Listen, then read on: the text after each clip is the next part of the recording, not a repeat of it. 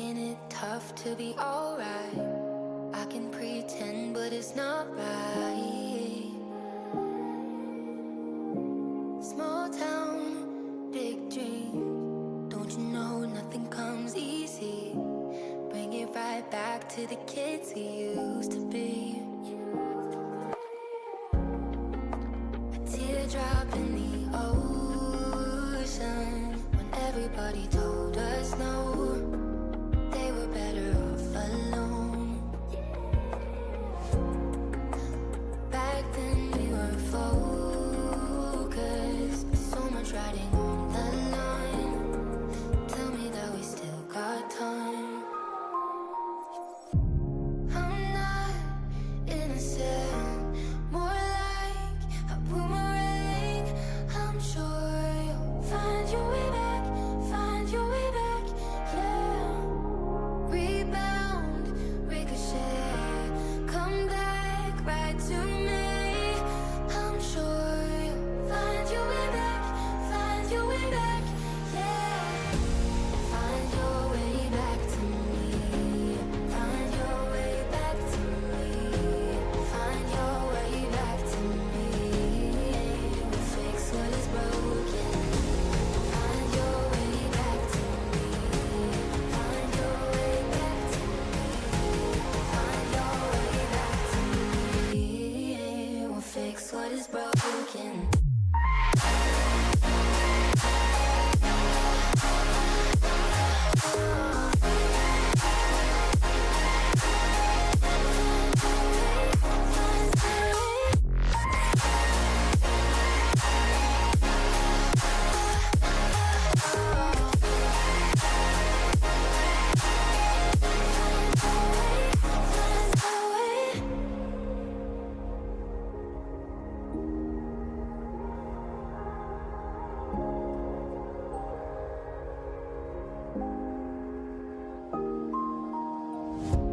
Finally, looking, you'll see, not too far off where we wanted to be.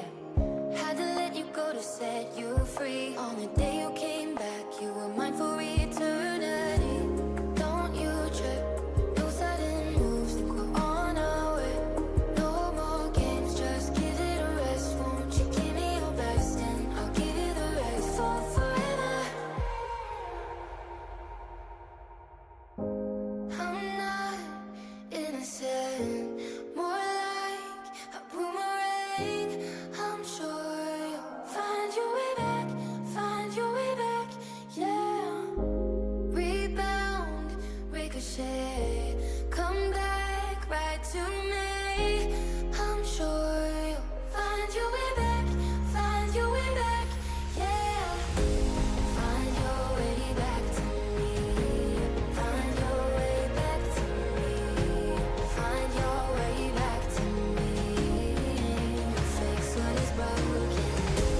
Find your way back to me, find your way back to me, find your way back to me. We'll fix what is broken.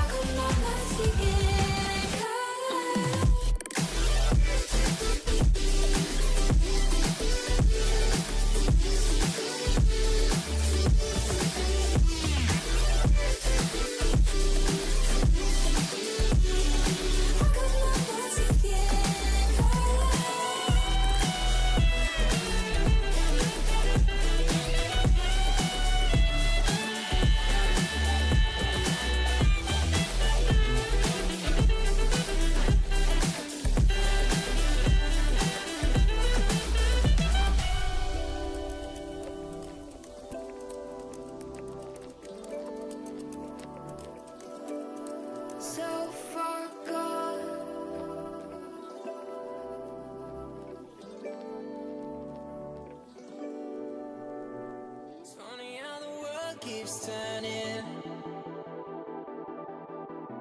Stars like ladders in the sky keep burning, burning.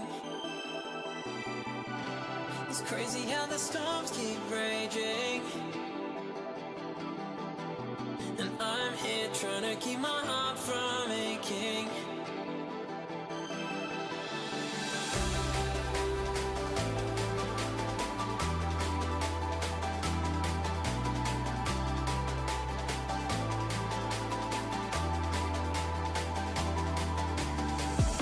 It's funny how the world keeps turning,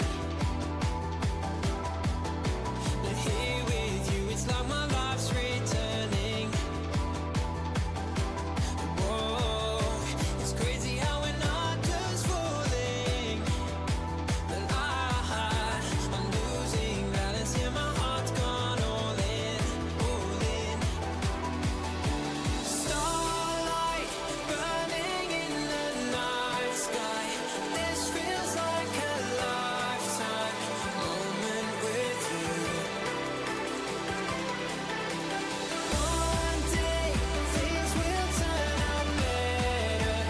We could be together. We could be together underneath the stars.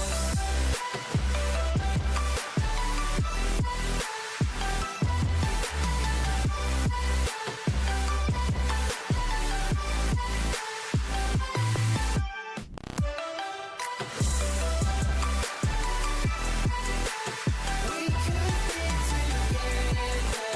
We could be together underneath the stars. When I see you, I see forever. And when I'm with you, we could go wherever. It's crazy, I don't feel the pressure. So take me with you on a new adventure. Starlight burning in the night sky. This feels like a Hello and welcome everybody to the OG team stream for the Shift Summer League here. $20,000 up for grabs, some of the best NA talent out here. All four of the teams competing for NA in the World Championship, as well as some nice pickup teams as well. It's myself, Dino Taco, on the cast, as well as Bass. You are my partner here for today, and I'm glad to have you back for yet another Tuesday of OG action.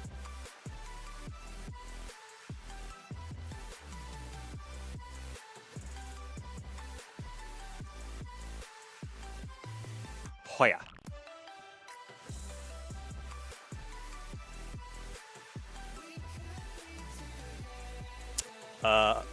Chat says that they cannot hear you, even though on my audio you're very much coming through as audio. So, interesting conundrum we have in terms of audio. Bass, how about you turn on, try to unmute your video. Maybe if they can hear that, then I genuinely have no idea. Does anyone hear that? Because other than that, I have no idea how you guys are not actually coming through on those sources. No. What? Alrighty, well then. Now we have a puzzle to solve in the next several seconds because we are coming in to this game pretty soon as we're trying to remedy up this test lobby.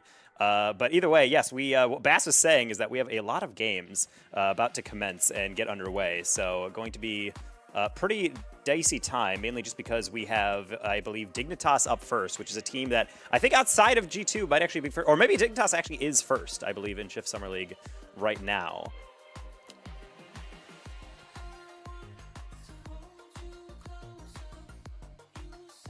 It's SSG is first, actually, according to Bass. He says to tell you guys, apparently he's still muted. I'm super lost on why you are currently muted, my friend, as he's coming through my my broadcast right now. So I don't really know what you guys are possibly listening to, or rather not listening to on his side. So incredibly tragic. I think Bass is writing on a whiteboard to try to desperately communicate with you guys right now. But yes, he's trying to write and say hello to you guys. Oh my goodness.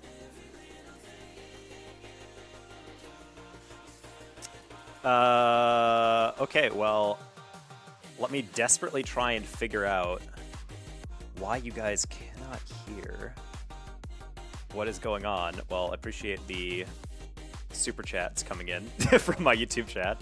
Always appreciated that.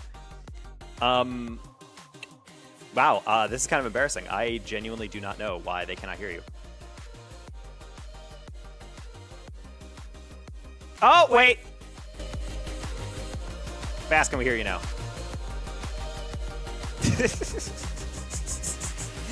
Just keep talking, chat. No, please. I think I figured it out. No, I think I figured it out. Still no. I'm seeing nopes. Nope, no. Are you sure about that? Are you absolutely? There he is. Okay, cool. All right. Oh, wait, all right, there we it is. did it. Yay. Let's go.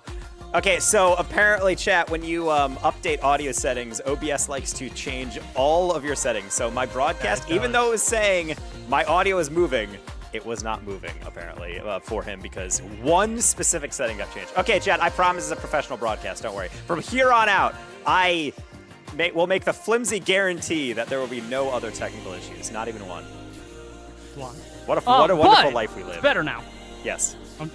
I'm just hoping that it stays this way, honestly. I feel like it almost concerns me more when we went to a separate audio track and it still didn't exactly work. But we're here now, and I can kind of go back to what I think was my point when I initially tried to speak many moons ago, which was that, yeah, today is one of the roughest schedules we can have. I said I was here to give my support every Tuesday. It's the one day that I've got free, and I'm happy to give it, and it's especially needed today considering the lineup in which we've got here. And honestly, like I said, we're kind of starting off with the worst of the three, which is not really that great because, you know, I'd like to start off the day on a high note, not the hardest team in the league.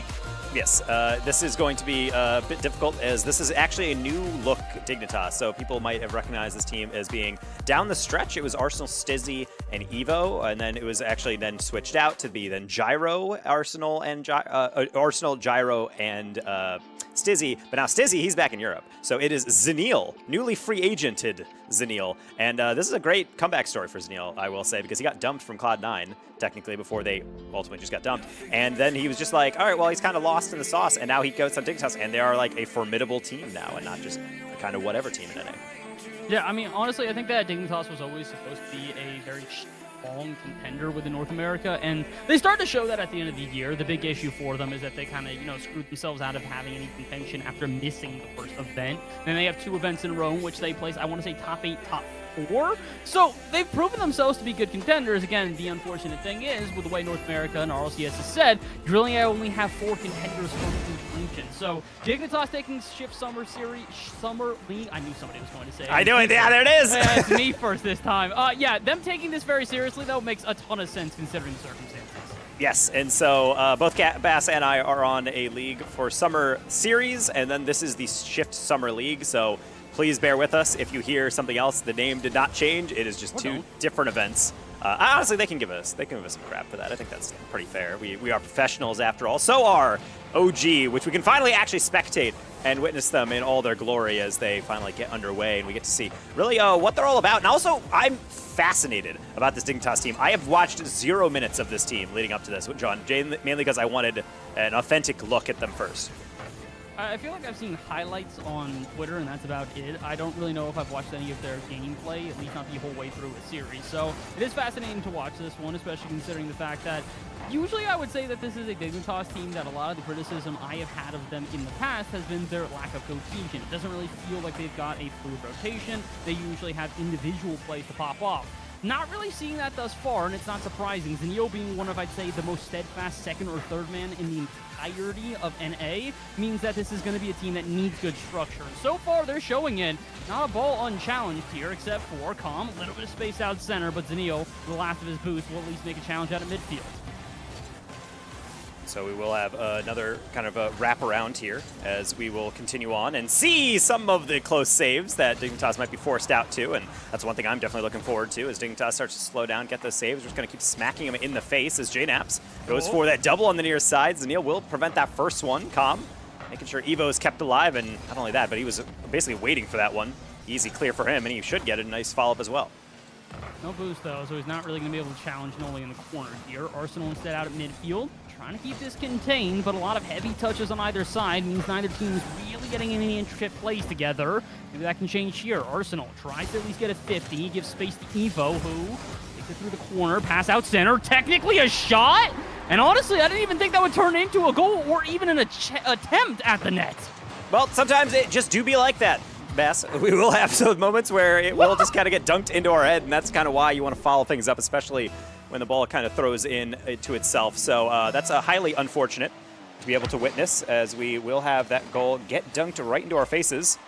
And as we get into everything else, then I suppose we'll just have to see how we do counter those things. Maybe through Calm getting wide open by himself. J-Dubs on a put back to the back post will be able to be saved out by Dignitas, so clearly they will not be so easily fooled by our attacks. Good defense so far here for Dignitas has honestly made it difficult for us to sustain any sort of pressure on offense. And honestly, the offense of them, not too bad either, especially considering Zanil just kind of dunking everybody on 0 boost, keeping more offensive pressure here in the corner. Evo looking for a pass out center. Arsenal might have something, if not for the bumps that he was trying to contribute against Nolly. So Dignitas going to have to retreat and try to restart their offense again. Zanil pop up high into J-Naps. Not necessarily the clearest of touches, but the follow-up is. Who's there to follow it again? It is Arsenal, and OG get a chance at offense here. Pass out center, and as soon as the offense starts, it's immediately ended. So it's going to be real precarious to try to make sure that we are able to stay on top. The biggest thing about Dignitas in the past is that they were always pretty much there. They were like right up against the precipice of good within NA, but they were not able to actually clean it through. So Shift is kind of a new start for them. They also get to kind of work from a perspective of not necessarily the highest of stakes ever. So in Shift, they get a whole league to be able to operate within. And with this new lineup, they look a bit more refreshed. OG, it's more so kind of this new dynamic of saying, yes, well, even though this is not the same as playing in RLCS, this is still warm-up functionally for the World Championship, which OG will be playing in September. So we've had a pretty rocky start, I will say, beyond that. But this is also kind of what OG's deal has kind of always been. It's like a little bit up and down, but figure it out near the end, and that's kind of what I'm waiting for Shift as well, as Arsenal trying to make it things even tougher for us. No triple tap for him. Evo should have the putback, but Calm lands on the save. I mean, it's a lucky save, but they got a lot more luck they're going to need to expend here, considering a minute to go and still down by 1. Chance to the corner. Arsenal not really going to do much with this. Calm, full tank of boost. What can he do? Trying to cook off the ceiling, and Zanil to make the perfect challenge to be able to clear back out to midfield. Evo with an ego challenge. 2 good challenges in a row, and Dignitas up by another. Oh boy. So not what we want to see. I think Noli was between 2 options there. I think he might have wanted to put that a bit more to his left, but either way, that one is going to go straight down his middle and right into one of the only players who can counter that one.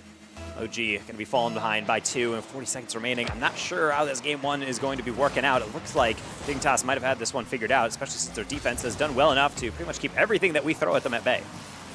This has been an impressive game out of Dignitas. I'm starting to understand why they've been such a formidable opponent for so many different teams throughout Shift Summer League. Sure I say it right that time, but the wins got to speak for themselves. I don't necessarily need to, and Evo continuing to have these challenges that nobody on OG seems to have a wrap on. It's not too surprising, considering most of them are on 0 boost and a complete cut-through on offense, including here. Arsenal, same idea, just this relentless pressure that Dignitas has shown. So far, unstoppable, but not necessarily a bad game from OG either, just not the necessary offense to counter. That's why it's a shutout victory here for Dignitas in the first.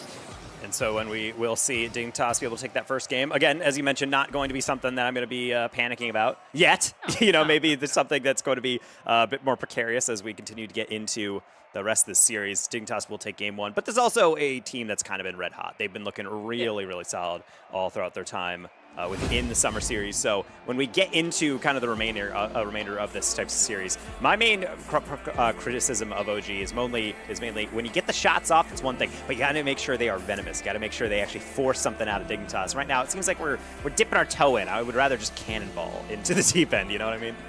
I mean, the big issue that I'm seeing is every time that we do end up having the cannonball, throwing the entirety of the team at them, there's not a lot of boost left in the tank. The one thing I can remember is Nolly trying to do the exact same thing you're talking about here. Good swing through in the corner, and without any boost, he can't challenge Zanil in the air. These 0 boost challenges from Dignitas have been exquisite so far, and I don't really know if we're going to have to do the exact same thing against them, but this feels like a rapid-paced game to where Dignitas is going to continue to build up the speed, use more boost, so OG's got to be careful here. They need to make sure that they're challenging at the right time. And if they're going to use boost, use it wisely. You're not going to get a lot of it.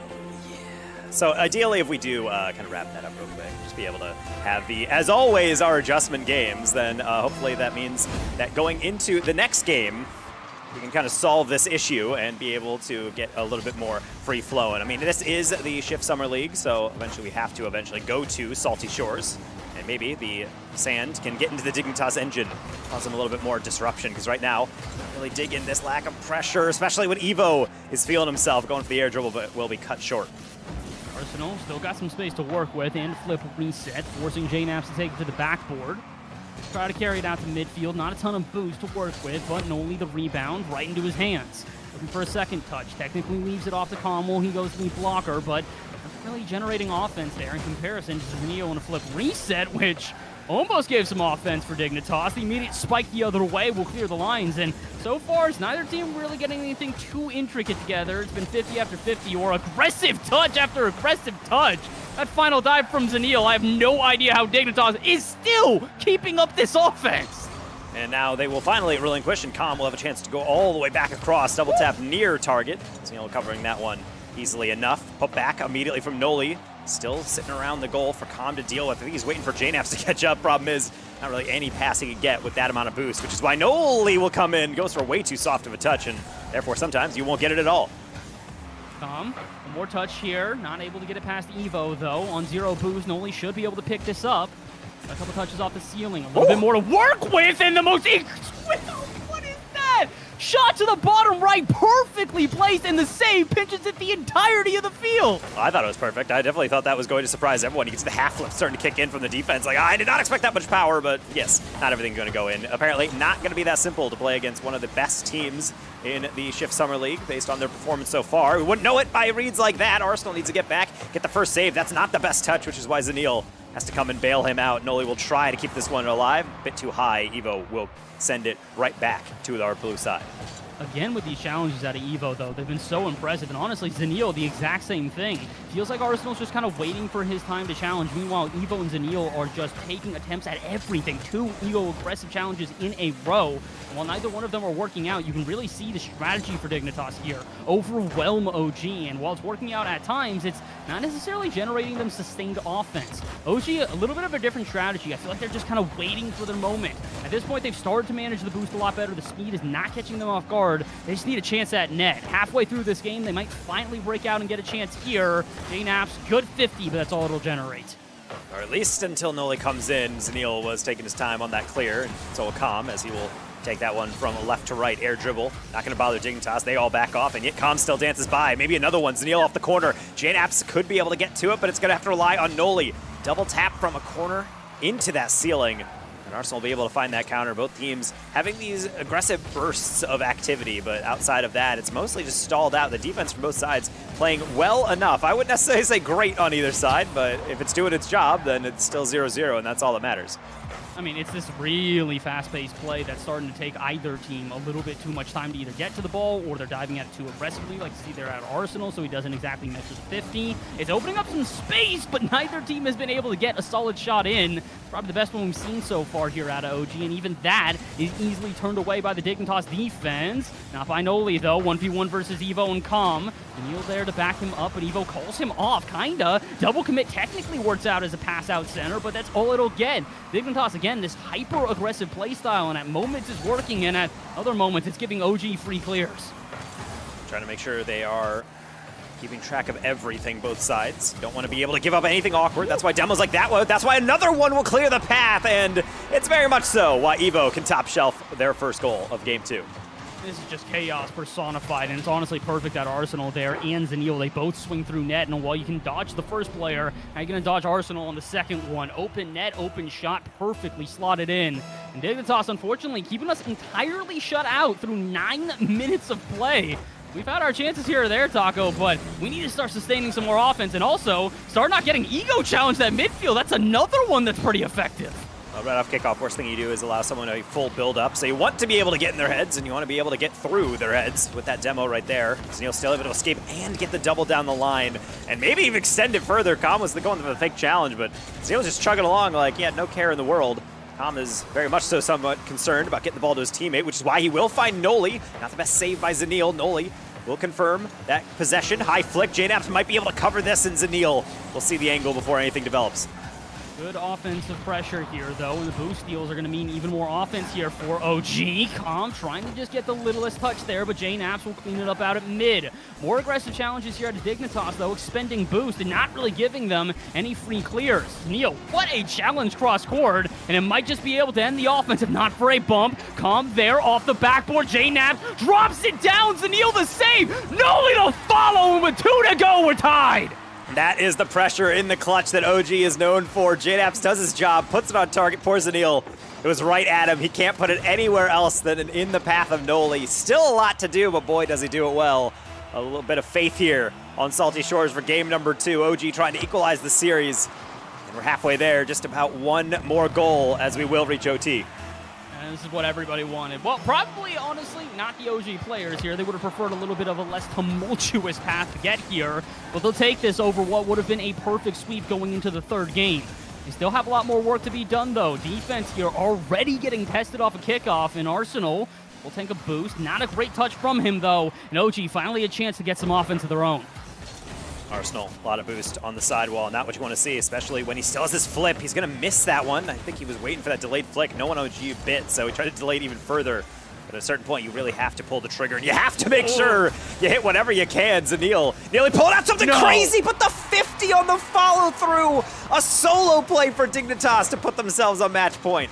Again, it's these aggressive challenges. Noli thinking he's had so much time off the backboard there, so he's just going to try to carry it out. Zanil sees the lightest of awkward touches and goes, nah, I can challenge this, and just dunks through the defense. It's a surprise challenge against Noli. It's a surprise challenge for the entire team. No one back for OG, and unfortunately, I hate to say it, Dignitas, similar game plan to game 1. Have Zanil and Evo chase the ball on offense, play a good midfield patrol, and eventually, unfortunately, OG succumb to it.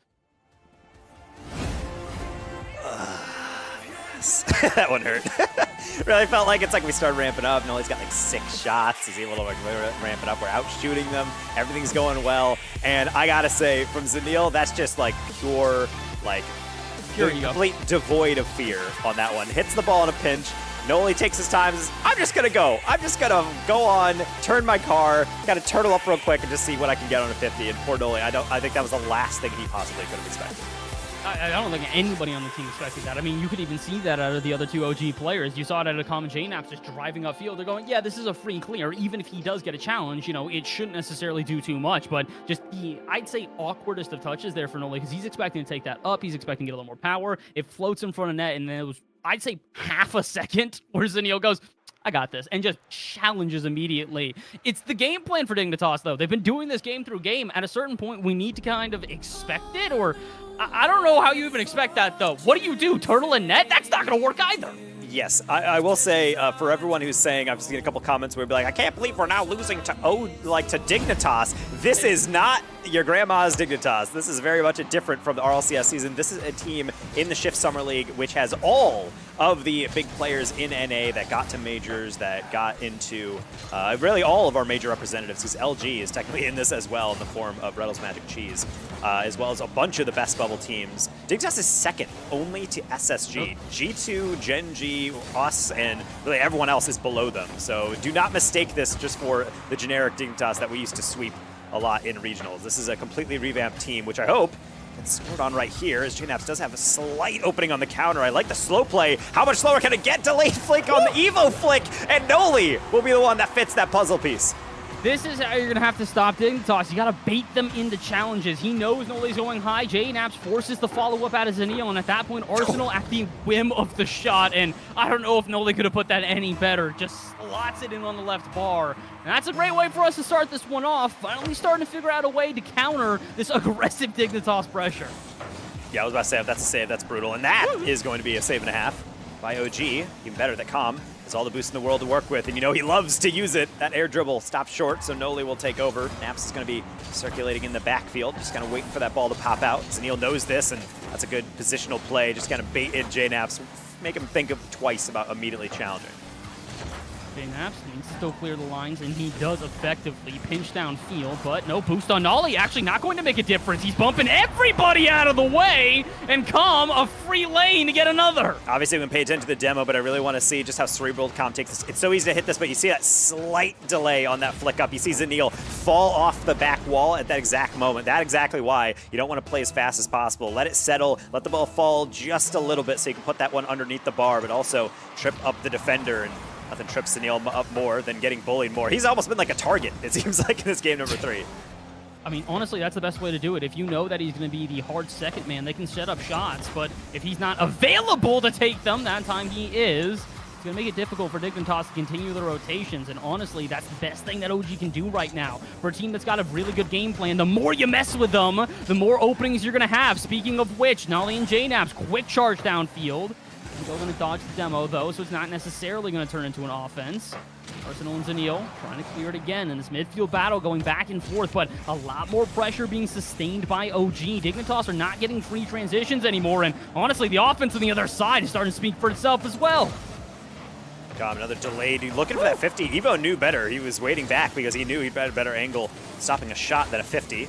So now Arsenal has his chance of getting his own shot. That's a wrap all the way around, trying to get it to Zanil. Noli shutting that one down early. This is a little bit of quicker in the step OG.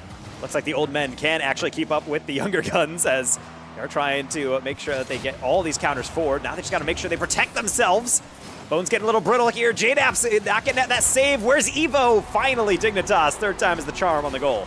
I mean, we did everything we could on the line here, especially with the leading demo there. Zanil, great challenge afterwards, and I mean, what more are you supposed to do? Calm, just on no boost at all, tries diving for it, can't get there in time. That's a 2-1. Good thing we got a little bit of buffer, but we have a lot of time left on the clock as well. Halfway through this game, not even yet.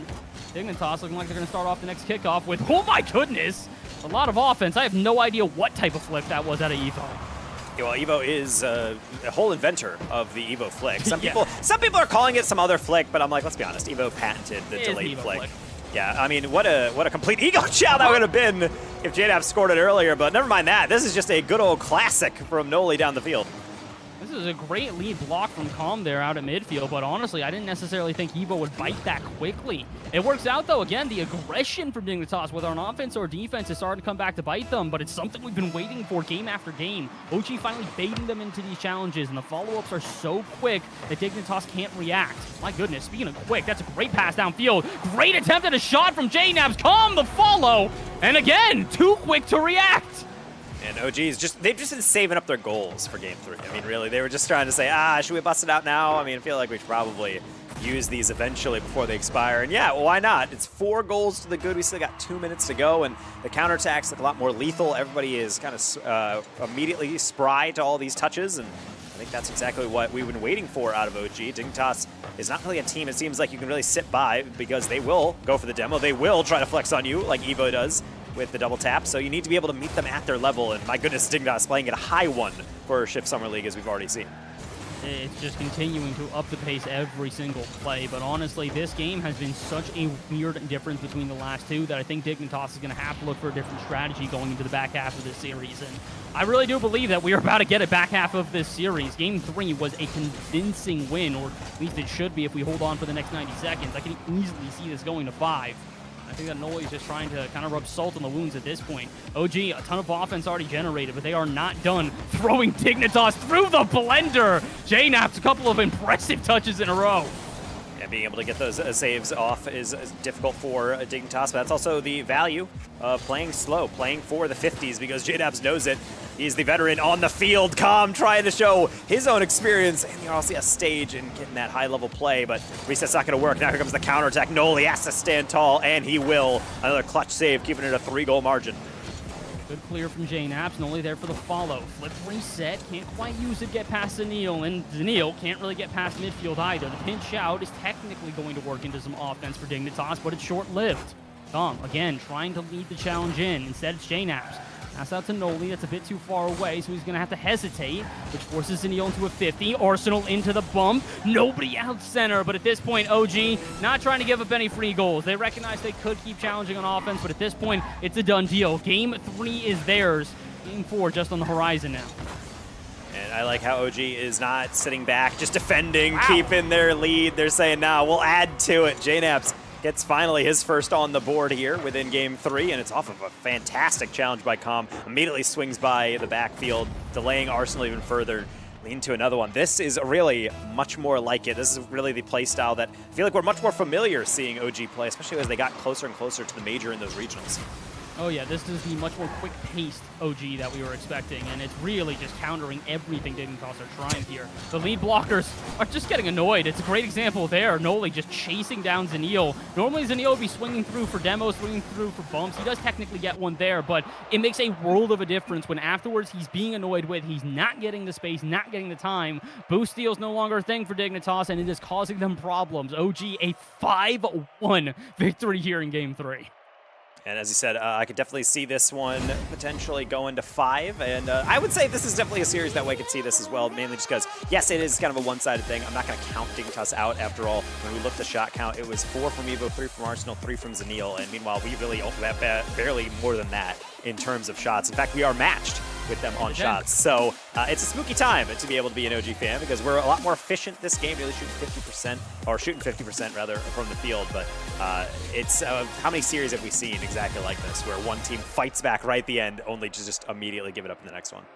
I mean, honestly, that's the OG way. You guys are always fighters, no matter what. I've experienced it enough times. I've also experienced the other side of this one, considering I follow Zanil through pretty much every event that he plays in. This is probably the first one where I have not. So, look, both these teams, very experienced in, I'd say, tumultuous ways. This is never going to be an easy path for either one of them. And honestly, Dignitas, it's been that way throughout Shift Summer Series as well. They haven't necessarily just clean swept through teams. They've had to fight for their wins. So, they're probably expecting this. OG's probably expecting this. And now the only thing that we have to expect is a game 5. That's up to OG. Please, come on, give us a good start to the day. Give us a full series. It would be ideal to get a full series out of this one. So therefore, we will try to give you one here, the OG. They're nothing but entertainers in this one. So we're trying to engineer a reverse sweep, get to game 5. So game 4, therefore, is first on the docket on Estadio Vida, which is a map I feel like really deserves more competitive attention. I think it's nice. It's a nice little sunset type of map, beautiful colors in the background, something that they are slowly learning from the victories of Farmstead and Forbidden Temple. God, I got reminded, I think it was 2 days ago on Twitter, that they did the, what was it, Stranger Things and Farmstead collab. That was 5 years ago. 5 years ago. I cannot believe it's been that long since we've actually had another chance at a map like that, but I will say this map is gorgeous, and I hope to get it seen in more rotations recently. I'd like to not see Arsenal with that amount of space in the air and this little amount of boost on OG, but Com is going to muscle through a couple of challenges in a row. He's going to pay for it with his life, but at least now OG, a chance at offense and a shot. JNaps, I don't know how he read that off the ceiling. I don't know how you adjusted for that one. I've never seen someone use their air roll that way. It was kind of like barrel rolling all the way across it and then be able to get that one back post. Now Noli, he's just going to go straight down the middle. No back post for him. He's going to go near Evo after the disruption on Zanil. I thought that might have been enough, but Evo's always around the play. So hard to be able to get it through that back line, as we've shown. JNaps on the follow through. Back post is open, but trying to pick that corner a bit too much. Much closer rotations this time for OG, though. You can even see it with the way that JNaps is not necessarily just patrolling the midfield. He's swinging through after his teammates. And the lead blocker there just kind of causing disruption, giving enough time for other players on OG to then follow up on these touches. Only he might not need to follow up here. He might just do it himself if not for the save out of Evo. Evo pops it to the sky. Pass out. Com. Shot. Not on target. And OG, despite the various efforts on offense, still without a goal. Dignitas is getting a little antsy, though. The last one, Zanil popped that one over and then didn't land on the backboard. He actually landed in the goal, so there was a brief moment where OG had the opening, but they're patient, and they know when to strike. A perfect pass across the Com. This is so beautifully choreographed. You can even see this out of the hesitation from JNaps. He knows he can just bang that, but in the half a second he takes to just kind of stutter step there, all the Dignitas has to start surveying. Where's that going? By the time they figure out the pass is coming center, they're already too late. Perfectly placed. Great way to start off the scoring here in the second game in a row where OG just coming out with a fury of offense. Really probably could have been a goal there if we waited just a half second, but I understand the rush. You want to make sure you get there, especially as the defender is being hampered. And that top corner was beckoning. Now we're going to have to shake our heads and say, well, maybe next time, and hopefully Dignitas does not have a real next time as he's trying to drop one down. Good find by Zanil onto Evo, but just not enough venom to be able to get past the defense. Touch out of the corner, though, right into the hands of JNaps, who, 2 good touches, maybe even a third in a row, trying to get everything done by himself. And honestly, if Dignitas is not going to give us a lot of space here out of the corners, make it yourself. JNaps, I have no idea how he got all those touches unimpeded, but OG not just cooking with fire at this point. They are starting to find gaps in the Dignitas defense I didn't even believe existed. You know, they were trying to keep it that way. I think JNaps was between 2 ideas, maybe a flick across or maybe pass back. He tried to do one of a little bit both, but that's going to go out the window. So one of the weaker attacks here from OG, but it's fine because for the most part, defense has been pretty stellar in the midfield. Zanil trying to make sure he can poke some holes in it. That's going to be off the ceiling. He's looking for a double back post. He will make contact, and yet Calm still reads it. And that's going to be one more clear. JNaps with another. What a different version of Zanil this has been. I feel like we've all talked about Zanil for so long. He's an up-and-coming player within North America. Whether it was on Omelette, whether it was on Koi, whether it was on C9 at the end of the year, he's such an impressive player. But he's turned into a really different type of player now that he's on this new Northwood squad. Much more aggressive, a much more offensive player. And you can really see how that's translated to Dignitas as well. They are still firing shots despite the fact that they are not nearly getting as much offense as before. But as you've also mentioned, OG just reading this offense a lot better than before. It doesn't feel like any shots are hitting center that we're not prepared for ahead of time. Yeah, my only concern watching this is when you do take those kind of softer touches and you're baiting it in, all it takes is 150 to go wrong, and then immediately everything goes out the window, all your hard work. So you got to make sure you use it sparingly, and you mix it in with the occasional faster play. That one almost marched all the way down. So now, try number 2, Noli, quick to it, ceiling reset. Evo should have that one comfortably, and will take it high enough to make sure they'd skip over Noli. We still got a lot of defense to play here, though. 50 seconds to go, and it's still very possible for Dignitas to at least send us to an overtime. Thought they'd maybe make a challenge there, but instead, a little bit of slow play out of Dig, a bit different from before. They don't have a ton of time to waste. Calm out of the corner, looking for a clearance. Can't find it. Zanil, 2 good touches in a row. Evo there, and slots it into the top right. Evo will never need any form of an invitation to these types of parties because he will be able to make anything work. Look at the turn on that one. Not only to cut in front of Noli, but then to get the side roll going top corner because he can't really hit it anywhere else without Noli probably getting there first, and he could not delay it any further. After all that pressure, 30 seconds to go. Dignitas has 1, maybe a second if Noli's not careful. No more boost. I don't know how much Dignitas knows that. Evo went high anyway, and JNaps will be able to take a 50, get it well back into mid. I'd rather us play a much more defensive final 15 seconds here and see an overtime than give up some free goals to Dignitas as they start to build up pressure. They're starving us a boost. They're trying for a different approach here now on the ground. It's working out to give them the final offense. Pop up high. Zanil unimpeded except for the final touch out of Calm. He booms it downfield, and Arsenal would like the play to stop. We head to overtime here in Game 4. We'll see actually a real dangerous kickoff as Evo. A lot of ones experience from that man.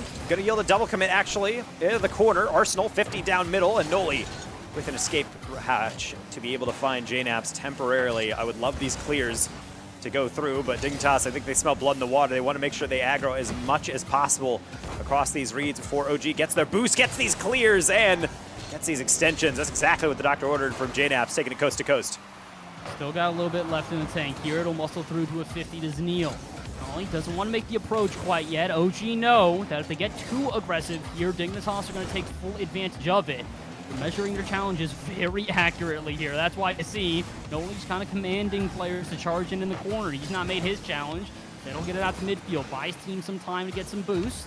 That's why Calm's got a full tank in the corner. Zanil, again, another aggressive challenge.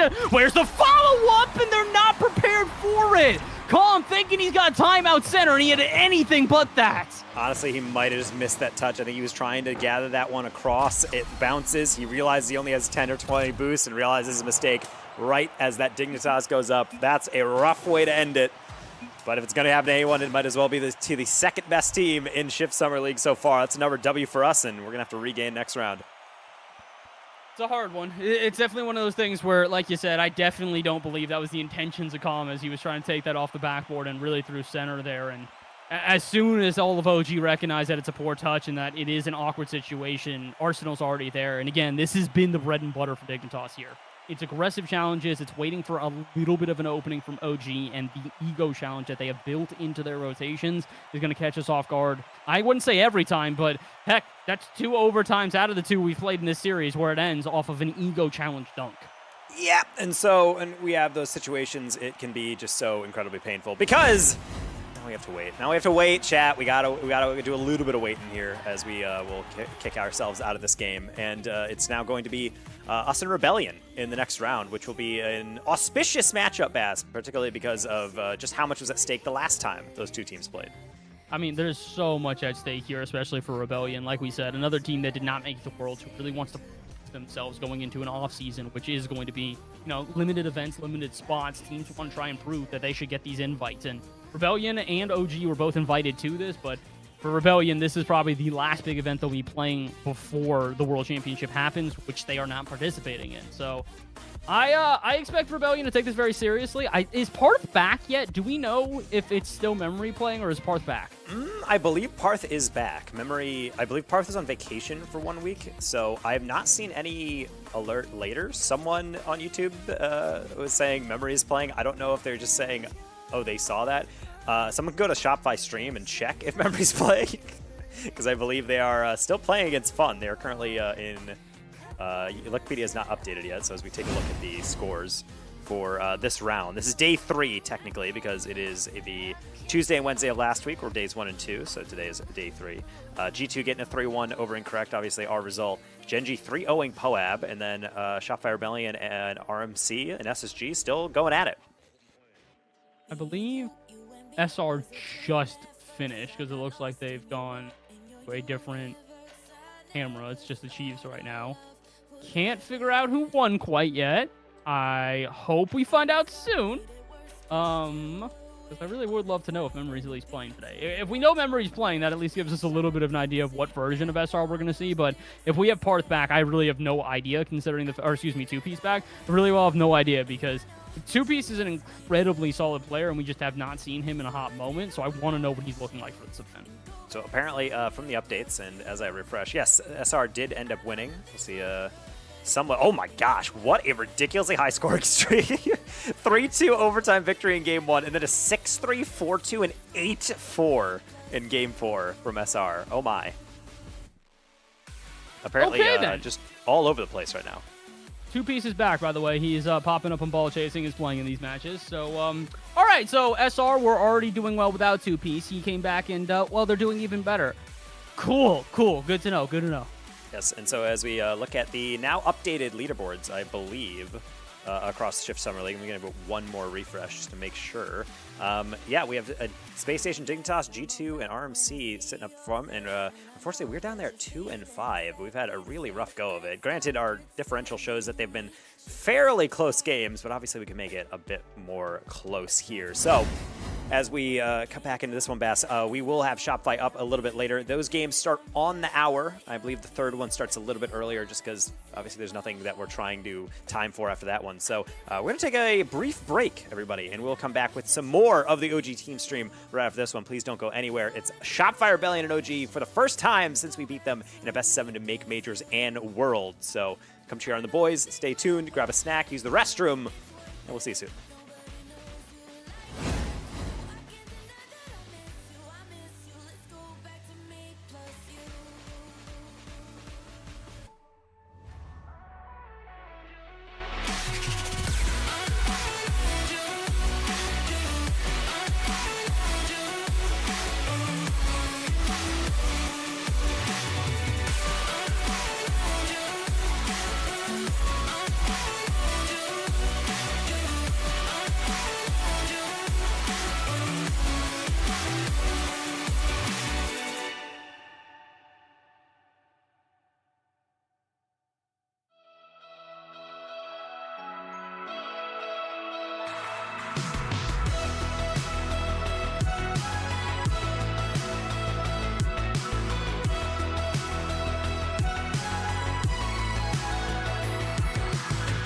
Lately I feel stuck to my bed, and you're the only one who keeps me moving on. And I know it's just what I get, turning the TV on with all that's going on. Stand by me and tell me I'm alright, when everything that we knew is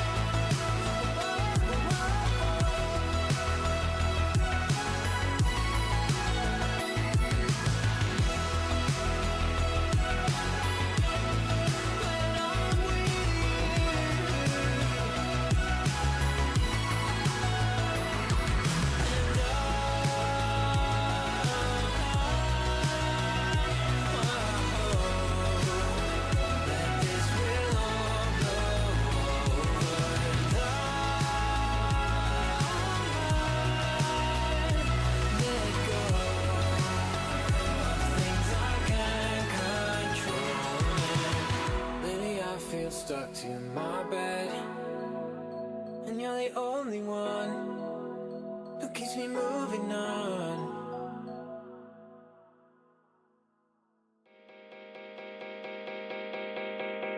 I'm wasting time with you. I'm wasting away with you. I'm wasting time with you. But I like wasting time with you.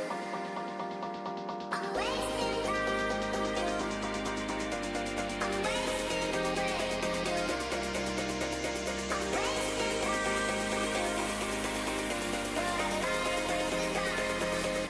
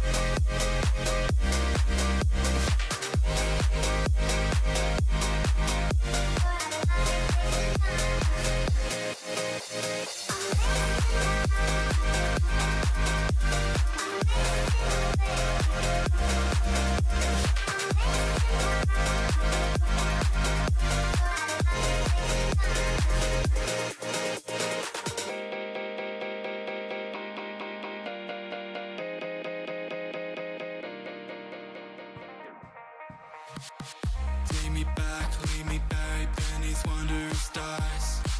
Reunite in disguise, having traveled 1,000 lives just to satisfy. We'll never know what we're supposed to do. It ain't it true that your heart brings you all the clues? Given the chance, would you be someone new? 'Cause that's in fact what it's asking of you. So let me fly, take a chance, give it a try. So let me fly, chase it like it's do or die.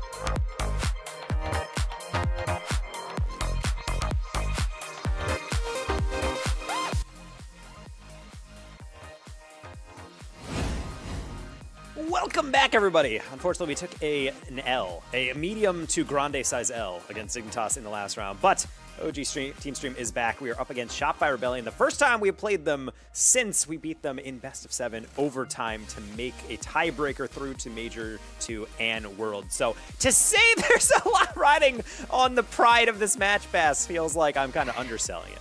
I mean, we mentioned it, though. This has been the gauntlet today. It's two teams that both kind of look at us as the enemy, because in many people's minds, they look at them and go, we should be there. We should be them. We should have. Well, you should have, but you didn't. You lost to us, so I'm sorry. That's not how this goes. The issue is, now we can say that to them, and then they can clap us back in Shift Summer League. These teams have a vendetta today, and that is putting it very lightly. It does feel like Shopify and Dignitas. These matches are a little bit personal. Yeah, a little bit. You could argue that. And so, therefore, the arguments will take place on the pitch as we, yet again, will jettison off into yet another Shift Summer League appearance, trying to make sure that we can rack up a win, start to rescue this season a little bit. Obviously, double round robin format, by the way, everybody. So this is our first go-around. This is going to be our 8th, and our next one, our 9th matchup, which will complete the circuit. And then starting tomorrow, we'll do all rematches. But before we get there, we got to see how we match up in the first place. And I have to say, Shopify Rebellion, probably the sharpest upswing I've seen at the end of a season in quite some time. It just wasn't quite enough. I feel like that's kind of what we all expected at SR, though, was a team where we all looked at this on paper and went, okay, this is a good team, but they're definitely going to take a little while to figure out their rotations. And honestly, that was the biggest issue people had with them in the first split of RLCS, was that they were an incredibly solid team on paper. They were having incredible plays like that, but the chemistry wasn't there. Here's what happens when they have chemistry, though. It's 3-man passing plays within a minute of this game starting. Yeah, it just looks so good from Shopify. And those types of setups really don't come around too often. I mean, it's because Justin's already upfield, so he calls for the pass, but he really does need help, and that's why it helps to be able to have those comms locked in and the chemistry on fire, because stuff like that does not set itself up every single day against a pro-level roster. And shows Shopify, again, have not lost a step, despite this technically being kind of an off-season tournament for them. Again, it's an off-season tournament, but it's probably the biggest one they're going to play in this off-season. Barring the fact that we might get some new announcements for some stuff coming into the fall of this year, there could be technically some more openings. But for right now, this is kind of the de facto championship for SR. All the best teams in North America, a chance at redemption, and a chance also to maybe try and prove to OG they can still fight against them. Not quite yet, though. This is a great response and a great demo. And I love that. Poor Justin. He actually paused, almost like, Noli, but can you check this Reggie Bush-style back juke? And then Noli's like, I don't care. He just goes right through him and gets him out of the way. And it's an easy goal for Com. He noticed, he looked up, he saw that's open net, and just kind of leans on forward on that last touch. So simple as you like. Maybe not as elegant as a Shopify goal, but they all count the same. Another demo assist here for Noli at this point. I'm trying to keep track of them when they don't technically get counted, but when, you know, they should still get one anyways. I'll go back to that in a moment here, because what on earth is this goal out of Parth? And speaking of a goal from Parth, it is a goal completely etched in by Parth. He gets the 50 on JNaps, continues forward, gets a pretty difficult read and 50 on our defender on the goal line, and gets the lead right back. So shows that it's not even like that you have to not leave the door open for them. You don't even need them to look at the door. They'll just find a way through. Parth is doing everything right now. Parth is doing everything except for getting the hat trick there, and honestly, I have a feeling they're just laughing in comms here, going, bro, what happened here? What happened is still Justin is too quick for us to find any sort of response at this point. And this is, again, a big issue we saw in the Dignitas series that I think is going to come back to bite us here as well. Like we mentioned, SR have found themselves a rotation that very few teams in North America have been able to replicate. Extremely fast, very cohesive. If we give them time to cook on offense, they're going to. This should be a response. No, we can't get there for the demo, though. That's a good recovery from Shopify. Granted, we have to remember that the core of this team, as I mentioned, Com and Noli, great duo within 2v2. They love playing with each other, but the definitive NA 2v2 kings are Parth and 2Ks. Yeah. This is very much so a team that has come together and just repeatedly kind of shown up. I'm sure they were very happy to see the return. Shout out to the boy Hootie Hoo for 2v2 with Hootie Hoo. But for right now, they are the backbone of this team. They've been one of the longest standing duos, and yet even they can't hold up to Com interfering and getting Noli a free one. Well, we're starting to figure out the way through on offense here. It's demolitions and just bump plays. This is kind of, you scratch my back, I scratch yours. The first time, there was Noli leading the way for Calm. This time, it is Calm leading the way for Noli, and they have not quite tied up this game, but it's showing there is a pathway through here for a Shopify Rebellion, who, despite playing mostly offense here, have played a good defense. Let's see if we can start trying to crack them even more. He's going to leave that one for JNAP, so he'll have plenty of time to set up through the air. Will get deflected, but that's not going to be a clear. Calm all the way across. Back middle, Parth will reach for it, and good outlet over to Justin. One thing I'm really pleased with from Shopify, just as an analyst perspective, Baz, is watching how much of their clears are actually just going to a teammate. It's very rare that you just see them completely slapping it away. It usually feels like teams are looking for heavy touches just to try and clear the lines, and then afterwards they'll grab some boost and figure out how they can resume play again. This team is not rushing their clears. If they need to boom it through center, they will. But if there's an option for a player downfield, they're going for the pass on repeat. And again, this is what has made Shopify so deadly, is that it feels like they can find those passing plays from nowhere. Like, that's a back pass into the top left corner, and then it works out for a full field air dribble through center. No team is doing it like Shopify right now. They're a spooky team, for sure. And it's why that series with OG and Shopify in Game 7 is legitimately one of the most, I mean, I'm sure as a neutral fan, entertaining, but for me, stressful series I've ever been able to watch. I was watch party with Seb. I was hyperventilating throughout most of that one because these two teams, highly tactical, really organized, and when they play full tilt and really just put the pedal to the metal, they can be so terrifying. Good job by Justin, knowing his respect. Get the pass across. Just hand him the MVP already. Parth is unreal right now.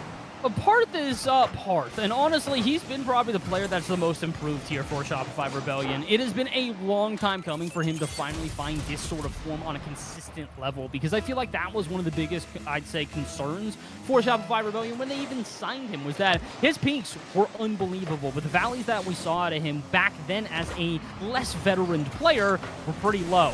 Now he's found himself a pretty good consistency. It's rare we see Parth with a completely off series, and when he is on, well, you can see the results. Game 1 for Parth, 2 assists, 2 goals. And I don't even think that Shopify Rebellion's done. Can he get the hat trick? Not quite yet. Justin tried to carry it away, kind of roll back the clock, vintage Justin goal, but not going to work out. So instead, OG trying to go new school with the pre-jump off flick. That will not be able to work on out. So try number 2, Justin trying to be able to help out JNaps as he was trying to get the bump away. But no, instead he's going to play defensive and unfortunately read us like a book. That's a 5th for Shopify in Game 1. Even when you play the best offense possible, they still find a way to counter into offense immediately and get a goal. This is terrifying at this point. Hat trick for Justin here, almost an... Actually, no, that's a playmaker for Parth. It's very clear that this re-addition of their third man has made Shopify even better, and at this point, they don't even need the third man. Justin and Parth alone are the entirety of the offense. 2P says, I'd like to get involved. Here's a dime of a pass. That's Parth can reset off the ceiling, and JNaps says, okay, I'm not going to allow you to highlight reel this. I mean, if you want to get goals, it's fine, but you can't flex. That's just not how it's going to work. That was the opening goal. Justin getting a little bit of a drift there. Whoa. I've never seen that before. Do you see that? He, turned, and only 2 of his side wheels were actually on the ground. He's just trying to see if he can... Are you... Okay, all right, Parth, stop. Parth, I get it. You're feeling yourself, bro. I get it. That you don't need to do this. Unfortunate coming in as Parth is going to get yet another one. And to say that he has been greedy on the ball is one thing, but sometimes you get fed and you just gobble it up. So that's what all good players do. And unfortunately for OG, coming in with yet another game where we were just not quite ready for Shopify to come in this ridiculously. Look at the recovery, almost getting another pass, and now we just have to shake it off and deal with Parth getting a couple of goals and plenty of assists to go with it. I'm going to make sure that I have this one right. Yeah, no, I absolutely do. That is now the 4th game in a row in which Shopify had scored 4 goals or more at this point. Since the 2nd game of their series, their first one today, which was against Fun, they have scored 6 goals, 4 goals, 8 goals, and then another 6. That is a total of 24 goals through 4 games. Taco, they are averaging 6 goals a game right now. Yeah. This team's offense, I mean, what? I don't know what these Canadian orgs, they just feed Shopify just pure, a little bit of Wheaties, a little bit, some milk in there, and then just anabolic steroids because they're playing so incredibly good right now. It's making me a little bit spooked, not gonna lie, but going into Salty Shores, OG is known for the regain, and my goodness, did some of those games get away from both teams within that last best of 7, but this is the Shift Summer League. Anything is possible, and in a best of 5, you have to do it quickly. There's no time to slowly let the series develop. I would love to see them just come into this game just firing from the hip immediately. It definitely feels like OG not only have the abilities to do that, but that's when we looked the best in the last series against Dignitas as well. So when we started off the scoring and just kind of kept that aggression up. Again, I don't want all-out aggression. We saw the consequences of that when we did try to play like that against Dignitas. But those little stutter steps, stuff like this, where you do break down the play, force a challenge out at mid, and lead into offense in a meaningful way. That's what I want to see out of OG. They need to score quick here, as already we're almost out of the first minute. Calm getting challenged by Parth a little bit late. I don't think he even knew that until the Calm. You can see him adjust last second. Just saying, hey, watch out. You guys are going to be screaming through the air right at you. Noli has to back pass to make sure that one gets around 2P and company as well. Calm all the way across. No man marking. That flip reset getting away from just a little bit near the end. 2-piece. No boost in the tank, though, so he has to lob it up to Justin, who does his best to turn that into an air triple, although unsuccessfully, and it's going to come back to bite him. SR, beautiful mistake from them, and in a better play from us. JNaps tap down into Calm, that pocket of space. Shopify thought they had everything covered. You even saw Just got a tailing JNaps saying, all right, well, you're not going anywhere with this. He's like, I'm not trying to. So nice little assist there. Classic OG layoff, and we got a lead to speak of our first of the series. I want to see more plays like that. I also want to see more mistakes like that out of Parth. Exactly what I was expecting, but we'll gladly take it. JNav challenged into the corner. Follow-up from Nolly. He's not going to be there in time. He's contained to keep the midfield offense going. On the swing through. 50 against Justin. JNav's grabbing boost in the backfield means Noli has to pop this out center where Calm can get to it. All right, the aggression's starting to turn up here, and oh god, it's going to come back to bite us. Huh? That was just the worst possible counterattack, and that it is the best possible one. Justin, instant turn, and the 2-piece is just underneath it. He didn't have to adjust. He just jumped twice. I hate that. I genuinely, I hate that under all circumstances. Like, it's a beautiful play from, like, an analyst perspective. Like, that's the picture-perfect counterattack. I'm teaching that to players. From a, I don't want that to happen to OG perspective, bro, we just got our first goal of the game. Can we at least hold on to the lead for, like, 2 seconds? Yeah, and that is really what you're playing with Shopify. As we mentioned, this team is on fire, and I really, really, really need people to understand that this is not RLCS, and that Dignitas and Shopify, they're very much lethal. They are very much the best of the best in this type of league, as G2, Gen.G, and SSG, and even us to a certain extent, have struggled from time to time in these series. So, gotta make sure we are marking all this stuff and not missing those doubles, because my goodness, Justin is not missing these shots. Again, this is the issue with a highly efficient offense like this, is that they're expecting these touches to continue swinging through. They have somebody who's going to be playing first man at pretty much all chances, and that's first man. You're doing one of two things: either predicting the ball and where it's going to bounce out and then making a challenge, or if they don't make said challenge, you're there to snipe it. And that's exactly what we see here out of SR. They're just so efficient on offense. It makes it... Are you kidding me?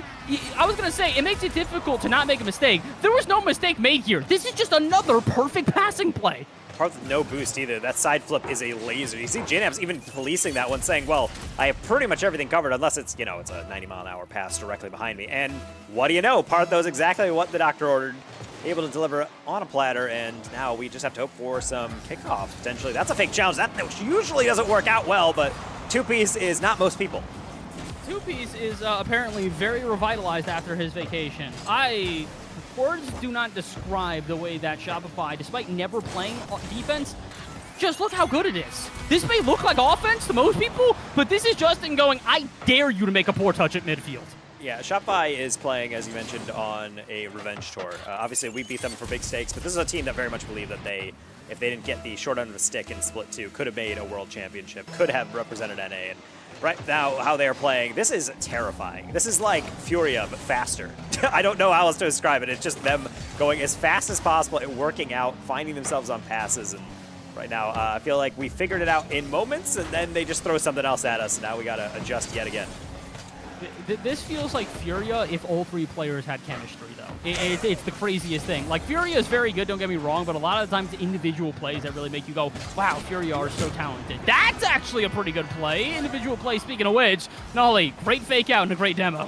Classic moment for this type of goal where Calm is just like, I could get that, but maybe it's just better to release this and go for the demo instead. So good job, Noli, I guess, for getting that goal, cutting the lead. And weirdly enough, after all these goals, we still have 2 full minutes remaining. I don't like that. Honestly, I would normally say, all right, that's a good time for a comeback here, but it kind of feels like we still haven't quite figured out how to slow down the offense out of SR. And as much as we're able to get, counter blow here or there, it's not nearly been enough. This, good offense, though, generating here. Maybe we can get something started, and I can eat my words. Calm, good challenge. It's not in time. And 2-piece and a 1v1 versus JNaps will muscle it through to Parth. And again, it's just SR unrelenting. How do you, Parth, dog, what is your workout strategy? I just need to know how you come into these series. That's a dunk. That's just a top corner dunk. Far post even. Like, when I say everything is working out for Shopify right now, this is actually insane. And also, that statistic we mentioned that they're averaging 6 goals a game, they're at 5. So technically this is below average for them today. The crazy thing is that we mentioned the streak that they've been at. The only game in which they have scored less than 6 goals has been the game, what's it called, third of their first series of the day? They're just on fire. It's just unreal how much offense they are generating. And despite the fact that we're, again, not playing a bad defense, how do you stop that? That was 2 fakes, both intricately played, and everyone on SR went, yup, I know exactly how this is going. Well, statistically, people in chat saying SR is the best offense in NA. Well, if they're playing like this, no. Of course they are. Justin, honestly, this is like vintage Justin. I've never seen him play this good. He has definitely been ramping it up during the summer. Good to see. I mean, as a fan of all NA orgs starting to pop off, it is great to see Shopify like this, but you can definitely tell OG is saying, where was this team last time we were playing? Because this is a struggle and a half to be able to stay level with this team, and it's looking like this might be a reverse sweep attempt, number 2 coming through on the day. I've been trying to figure out the word to describe what I'm feeling right now. I think it's just gobsmacked, like just straight up. Like I literally don't have words to describe the offense in which SR is outpouring here. It's not only efficient, it's just so well coordinated. Everybody on the team is rotating where they need to be. If a pass is made, you can guarantee it's going to connect. I don't care that didn't go in. This is what we have to contend with right now, and OG, despite the fact that, again, they are not playing a bad game, need to slow this team down. I don't know how they do that, though, Taco. I really don't. Yeah, no, at the end of the day, it is hard to slow him down, and as we know, OG has already been kind of struggling in this game, and this one does not help the confidence, I will say. This is a tough thing to be able to witness within this, as people are asking, are these the Shopify Rebellion casters? No, you're literally on the official OG team stream. You might have been able to tell by the fact that the title is the OG team stream, but welcome in, SR people. Apparently, if you guys don't have a stream, you can gladly pop on in here and watch your team slowly take us apart in games 1 and 2. Hopefully game 3 will make you a bit sadder. Look, I hope so at this point. Again, it's another dip in the statistic. They didn't score 6 goals. I'm sorry. SR fans, if we do have one thing to hold over you, it's the fact that you didn't. You know what they did do, Taco, though? They scored 5 goals on 8 shots. They shot over 50% that game. Oh, yeah. Yeah, and for everyone, I mean, we're complimenting Shopify mainly because Bass and I appreciate good things. We're fans of all these players. We've cast them in other stuff because this is what we do full time. We are commentators, but this is the OG team stream. But I'm not gonna shy away and saying, "Wow, Shopify's getting lucky," or like some heavy cope. Like we save copium for much more humorous situations. This one is more so OG needs to step it up, obviously, but it's hard to step it up against Shopify the way they're playing right now. It is flawless chemistry, and we don't even have a timeout. So fortunately for you guys, as a neutral fan or just in general want to see more and more action, we can just get right back into it for game number 3. Seeing if Shopify trying to clean this one up for a sweep, or if OG can make them sweat a little bit for it. I still believe in OG, not only to be able to turn the series around, but to be able to do so through the prior strategy we talked about. Get these individual plays, get these bump plays, get these plays that disrupt this defense. Breaking their flow is key, and doing it early is even more important. This type of pressure, this type of offense right out the gates is exactly what we need to see out of OG. Rolling. Trying to slow play that. I think he was debating on that cut, but didn't really get the contact he was looking for, so Justin will fail to get that double. Now JNaps looking for something vintage of his own. The double tap straight across. That was an angle and a half even for him. So no surprise, he's going to have to go to the far corner for Calm to 50. Justin. Not a great touch out of him, but a lack thereof one out of Noli means there alleviates all the pressure that OG were trying to build. Calm on the backboard. Ugh, not a great touch out of him, and Parth is going to take full advantage. He knew that one was awkward, and the ego challenge was already underway by the time the touch was even made. This is the issue with SR, is that, again, you can't get a moment to breathe. You would think that clear out to midfield would finally end their offense, but look how quick they are to immediately start firing shots on target. Looking for the pass forward, Noli with combo. And decent amount of boost as well as the rest of OG trying to fuel up and help everything out. That side boost spawn will help Calm. Ceiling for 2-piece to deal with. That one is going to go across. That is a weak touch from 2-piece. Noli's going to hop on top of it, and yet I don't think he believed in his ability to beat Parth. A kind of lighter touch, maybe going for that ground double. It's going to be another idea out the window. 90 seconds in, we're still waiting for that opener. Oh, and we might just get it. No, Noli. Denied by 2-piece on the backboard. 2-piece going to try to carry this out to midfield, and will do so successfully. JNaps might have had that touch read, but how do you read a team that's just going at Mach 7 speeds? The answer, you don't. Those are 2 touches in a row out of OG, or excuse me, lack thereof, that immediately you see a challenge from SR, and they've got offense generated. Calm getting bumped off the ball, but is at least able to make a touch. Makes it awkward here for Parth and Justin at midfield. Not awkward enough, though. Parth muscling through 50s in the corner, and still even more SR offense being generated. That would have been an interesting fake. Wouldn't exactly have been the flashiest of the first goals, but could have gotten the job done anyways. I like Parth just sitting still and going, just immediately backs up and kind of just taps that one. Saw explosions all around him, saw those classic OG demo attempts and kind of panicked for a half second, but no, they're able to survive and then back into offense in the midfield. That first 50 slowed things down. He'll be able to get the second one. His 2-piece will roll that down line. Trying to just go as far as possible, slowly going one by one through OG defenders. Parth cutting it low, takes a 50, but Noli gets even more.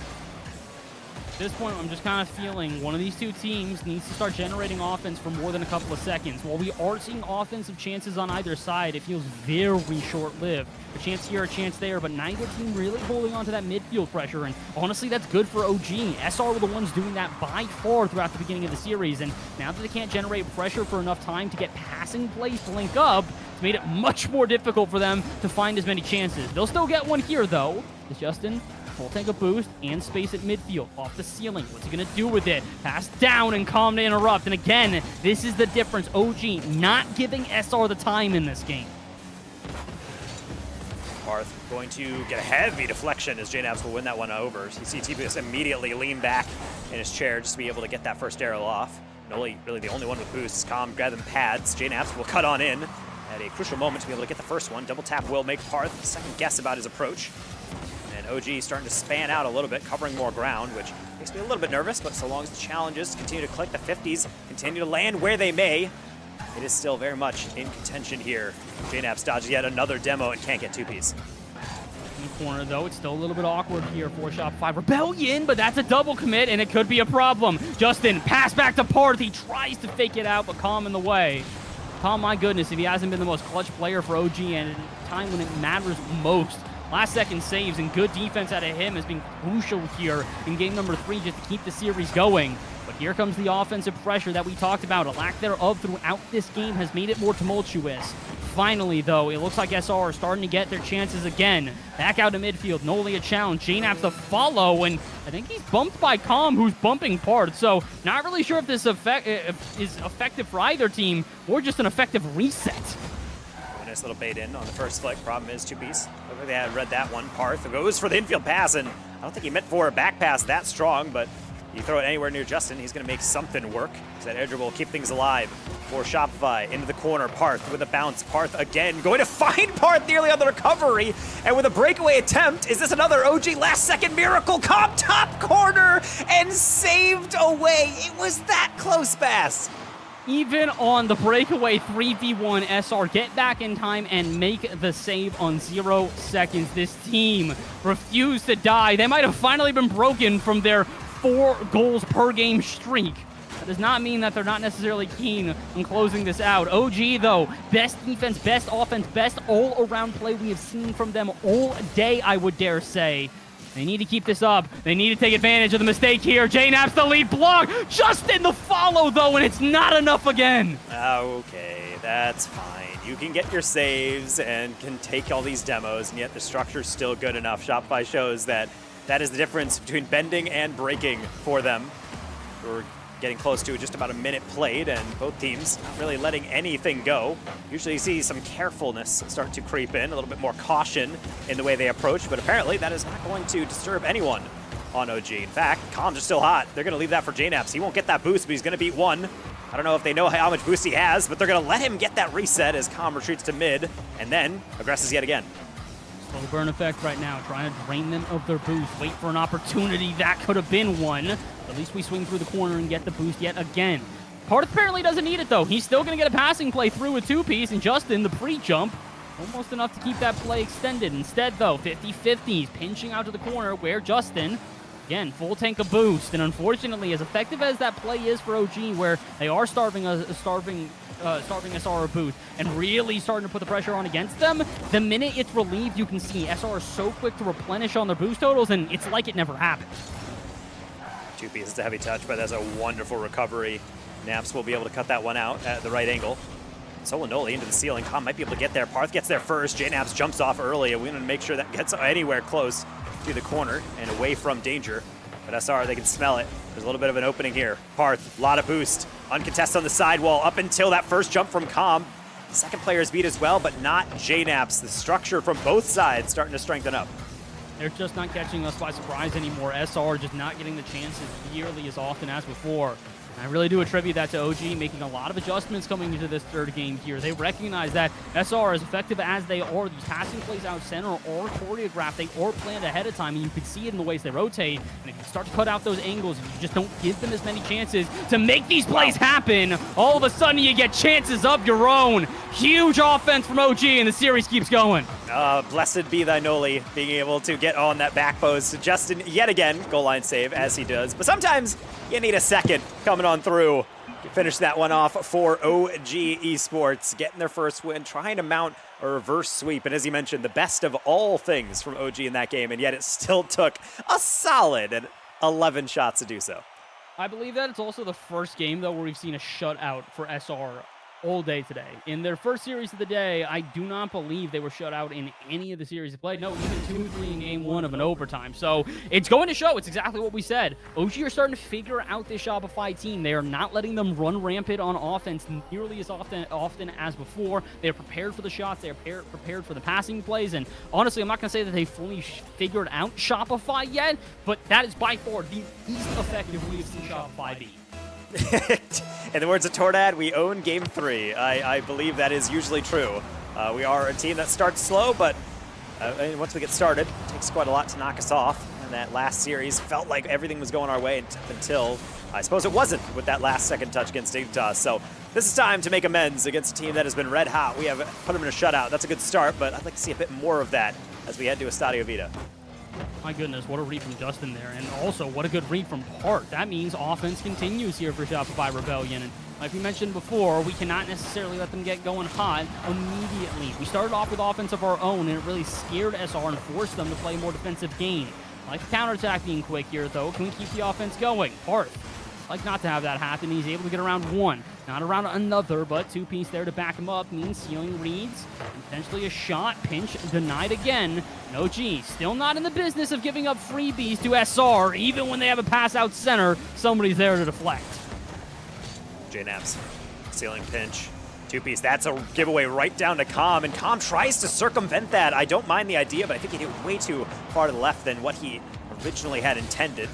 Nothing really too harmful as SR doesn't get a counter, but can't say the same about OG. That's a 3v1. Calm trying to catch up to be able to take out a defender. Noli's trying for the edge of a bump, and JNaps maybe just didn't want to bite off too much. I think he understood the counterattack was going to be quick and vicious. That's why he was the last one back getting chased. I'm not even sure who. I think it was Justin at the time, but luckily enough, teammates get back, and OG do not concede on the counter. They actually might even be able to get some offense of their own. Passing play between Noli and JNaps, though, a bit off the mark, and that means now SR a chance of their own. 50s abundant on either side, though. As it really does kind of feel like we talked about it before. Neither team getting sustained pressure. This is the plan for OG, though. They do not want to give SR chances to start linking up, so they'd rather this back and forth than having SR with a chance of their own. Oof, wow, two-piece had such a small angle or window to be able to actually shoot that one, and OG knew it, so they tried to pressure it and make sure he actually had to excel that much. Got away with it somewhat, but That is the danger. The respect even paid to Justin and JNAP still being so much older players, and yet very much so still in the meta, still able to play at this pace. Always brings a smile to my face, even though I would like to see only one half of that. See ultimate success at the end here. Calm, maybe able to provide that one from the angle, going for that near post and overcooked it just a bit. Starting to see SR was doing something that you and I talked about we did not see in game 1, but we're starting to see here in games 3 and 4. These booming clears down center to nobody. And it's because they're finally starting to feel the pressure from OG and they need to quickly alleviate it. Before they were getting passing plays, it was a coordinated offense marching down the pitch. While they still have moments like that, as you can see here, they're not unimpeded anymore. It's making it more difficult to find those plays authentically. And when they do try to choreograph them with meaning, it's easily read by OG. Speaking of easily read, that was a great play downfield. Good defense, though, at SR. Really nice touch by Parth, not only being able to get the first touch over, but then understanding Justin's behind him. He doesn't have to do all the solo carrying on this one. Two Piece didn't know that one. He went for the skim on the side wall, but unfortunately, only one person is beast mode in NA. Not always going to be able to score those. Calm, former teammate of that player, going to go for some demos. In fact, he's going to get demoed by himself. Another demo, though, on the back end means Parth might be open for the counterattack. Cut out, though, on the passes. Calm, well read to be able to prevent a near disaster. I love the way that we're seeing defense on counterattacks from both sides right now. It's not about preventing the counterattack entirely. It's about timing your challenges perfectly. And usually that challenge does come before the goal mouth, before that 18-yard box, or before midfield. It's so aggressive and in the face, and honestly, it's the perfect balance for either side. SR, we knew they would play like this, but OG, we've been waiting for them to find this balance between this aggressive playstyle and the more patient defense that is necessary to counter teams like this. They're not done yet, though. More pressure still being exerted by SR as we go into our final minute here in yet another 0-0 game. Tubies, I can see what he's going for, but that angle left a lot to be desired because there's not much you can do about it. Parth, though, I don't think he realized that was a wide open pass for him, and what goal was more or less his for the taking. Everybody playing each other's 50s, and when nobody touches it, it's only just panic on the goal line. OG getting away with it, and maybe then something. Oli on the corner, I think between two thoughts there. He's not able to ultimately get that touch. Fool and SR, we're back to mid. Good thing is, though, it looks like OG is going to retain the offense. Lane after the ceiling, gets around one. Can he at least dunk Justin? Absolutely. Drop down pass, though. Barth's going to get in the way. Again, SR, they don't stay on defense for too long. You can start to build pressure against them, but they're very good at alleviating it and then countering quickly. Almost able to do so here in the final 15 seconds of the game. OG, I'd rather see an overtime, like I said before. You don't need to force it here. Just do not give up a goal. Gone fake challenge on Parth, making him jump, which does open things up for Noli. Unfortunately, it's going to only land to Justin. That's a lot more boost than I like to ever see that man have. Calm up quickly, spike down, and yet again, we'll be seeing OT. Not surprising to see. It's more surprising in the way that we've gotten here. Another 0-0 overtime. And for an SR that, like we said, has been red hot on offense, it's not only surprising to see them get here, it's surprising to see them lose in yet another shutout game. It's just so easy for the knapsack getting a perfect 50, and I gotta say, Shopify, that's the worst possible 50 that could have happened. They actually positioned themselves pretty well for that, so I do feel a little bad for that, but I feel great that OG is extending this to Game 5, keeping the reverse sweep alive, and yet again, Bash, Shopify kept scoreless and only so many shots to even speak of within that game. It's very surprising, but again, this is kind of the way that SR go, is that, yeah, they're going to put up a lot of offensive pressure, but when it comes time for them to rip a shot on, they're always going to do it with high percentage. And when you see the shot total start to dwindle, that's because they're not getting those opportunities anymore. The passing plays aren't linking up. These aerial plays are being impeded, like I keep saying. Again, challenges and is the word of the day right now because we're playing hyper-aggressive teams that need interference. OG's finally doing that. They've earned a Game 5. Can they earn the reverse sweep? Well, that is always the question here. Last time these two teams went here, it did not favor Shopify. Wow. And what do you know? 8 seconds in, Noli has the lead.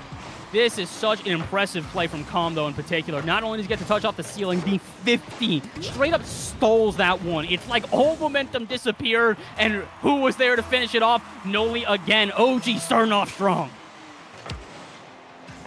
Noli. High lob, Calm already up for it. Double tap attempt on the near post. Justin, well read. The man is just so literate after all these years in their LCS. He would be damned if that one was going to go in. That one almost hit from two-piece, and Calm is going to skim it across the back line as well. So Shopify clearly not taking that one sitting down. They might have to take this one, though, as JNAPs try to pick out that back post as a little bit of panic sets in. Ultimately, no harm done to Shopify's net. You can see it, though. Shopify still trying to keep this hyper-aggressive offense going. This fast pace of play definitely favors them, and it's why they keep going with it. But every time you see a hesitation out of OG, they're not quite prepared for it. Are they prepared for this? Justin barely back in time. Pass down from Noli. Com just playing it across, making sure it's a bit harder of a clear for Shopify, which his job more or less accomplished. Com back in time, but that problem is no more boost. I don't think Shopify knows it. They're just trying to send it across, waste down everything on the defense. Boost control for them was really their bread and butter through a lot of game 1 and 2. It's why you're able to keep these attacks going. This time, OG feels like they're a lot more prepared. Thing is, they need still to put up a hand. 2-piece in the middle. JNAP's looking for an extension. And Parth will back up because he knew he's capable. He got half the Psycho, but he didn't get the goal from it. And unfortunately for OG, they're going to have to be okay with the singular one thus far. But it's not as if they haven't earned that goal, and they definitely need it considering SR. My goodness, they have turned up the offense to 11 right now. We expected them to be aggressive, especially considering they conceded the first, but it feels like they are immediately there on every play, and double touches to the backboard are exactly what they're looking for. They want one mistake out of OG, and if they get it, you can guarantee a laser on target. That won't be it. To the backboard it goes again. Justin, he's trying to make up for it with this touch, but he really overplayed that double. I don't think he knew how late to the challenge OG was there. I would blame that more on Shopify for not keeping the comms alive, but regardless, this is the OG team stream. I will take it, as I will gladly see another clear goal all the way down for JNAPs, even shadowing that one off the backboard comm. He's first to it, and he's going to get another. This just feels like a panic play at SR. They recognize that they're actually going to be able to get back to this ball first. There's no need for them to even consider JNAPs, and rather than trying to keep it close, it's a heavy touch out of Justin that they're just not expecting. Panic setting in for SR. Another end of series final game where they have to beat OG to try and prove their dominance. Oh boy, where have we seen this before? And this is the thing. When it comes in for OG, that preparation, JNAP's in the corner. He's not even anticipating that touch, but the fact that it causes Justin to panic is the entire reason why you want to position there. Com knew it. He knew where that clear was going to go, and it's as easy as that. It's why I really do believe in what people are saying in chat. Someone said earlier, all the players on Shopify are more mechanical than OG, but that is why mechanics only go so far. In a mental game like Rocket League, Noli wide open on the pass, and 2-piece, luckily fast enough for SR. Good challenge here, but it's not going to stop Justin and the SR offense that is starting to generate. Again, they've had a lot of offense this game. They just can't seem to do anything with it. And again, it's panic touches on the back half that seem to be their biggest issue. For a team that's been so clutch throughout Summer League so far, it's very surprising to see them with just these errant touches, lack of communication, slow plays. It's just not what we expect. And for Shopify right now, if they even want to try and make it a competitive back half of the series, they need a goal. Nice. They'll find it. That's a beautiful angle from Parth. I mean, I don't even know how much of an angle it was meant to be, but he was just trying to throw it in a danger area. And who else but Parth? He has been on fire throughout the entirety of the series. Poor JNAPs. I think he was policing that near post deflection instead. It just goes straight on in. That is, by the way, the first goal in how many minutes is that? 13 minutes for Shopify Rebellion. So I'm going to hope it's not the ignition to get them going again. Based on the fact that we are not guarding the backboard, I am a little bit worried it is going to be, but JNAPs to clear it out to midfield. Shopify Rebellion do have 90 seconds just to get one more goal, and then they can focus on winning their first overtime of the series. They might just get there. Justin, my goodness, what a flip reset. And Justin also deflected right back to him. JNAPs gonna sidestep this one. It might be better to pass that up to Com, but unfortunately Com, he's in the scrap heap. Now it's gonna have to be up to Noli to buy time for the rest of the rotation to catch up, and he does so well with that 50 deflection over Com though, and some more just chaos in the midfield. Shopify trying to capitalize on it. Justin posted in, and we're all level. I looked at that one going center and went, that is the worst shot I've ever seen out of Parth. What is he even trying with this one? And then I saw Justin, and I think that's the exact same thing that Noli was thinking as well, which is why with a full take of boost, he's not reacting to that play until Justin's there. He's thinking that's a poor pass out center or a poor shot out center and thinks he has all the time in the world. All it was a bait out for him to slow down on the backboard so it would make this shot, or excuse me, the save impossible for him to make! Noli, I get it. You made, not the greatest save on the other side. You do not need to shoot on your own neck to try and prove that you can still play. I'm good without that, bro. Terrifying, but that's okay because OG does not get scored on. Therefore, we can move on with the rest of this defensive effort because we have still not got out of our half. JNAPs across the middle. Justin will cut and try to take their time. Quick shot. Noli shuts that down. JNaps with no boost is just trying to slow play this one, and Justin thought he had a little bit more in. So the early jump shows through that demo. Bit of a double play in this one. Noli just simply faster, but not accurate. Maybe not a shot attempt necessarily, but something that's always a little bit nervy. Calm your post tap, and JNaps will keep it alive in the corner. Everything is nervy right now, whether it be the defense where they're just letting these balls float out at midfield, or the offense where we are diving at plays aggressively. If no contact's made there, it's a quick counterattack. It is anyways. SR, the final offense of this game. Parth, pass out center to himself, looking for the dunk, can't find it, but two-piece there to back him up, or so he thought. Calm muscles through. JNaps with the lead block, but he can't shoot it. We have our third overtime in a row, this one to decide the series. That's a rough one. JNaps trying to catch up. I think they were looking for a demo, and then the last second Calm realized he probably should just pass it, and they both kind of collided on each other. So instead, it's overtime. It's Shopify beckoning for a goal, but they will be rejected with a save over the bar. How about try number 2? Noli gets more than enough. JNaps and Justin exchanging some pleasantries in the backfield as Calm, uncontested in the air, two-piece. He gets the first one. Where's the second? Everyone's so spread out. There's no immediate follow. They're thinking two-piece is going to bang that off the backboard. They're waiting for either the waterfall or they're waiting for the pass on out. When he does neither of the two of them, nobody's prepared for it on either side. It's why OG, despite the fact that they weren't there, get to continue their offense. Two-piece, a challenge against, I believe it was Noli. It's not going to be enough. JNaps retreating back, full tank of boost. Can he do anything more with this than get it past midfield? Absolutely. Noli's there. The doink, though, a bit too high, and the defense well prepared for it. Justin downfield. This is open. No one back, and OG get countered to end the series. And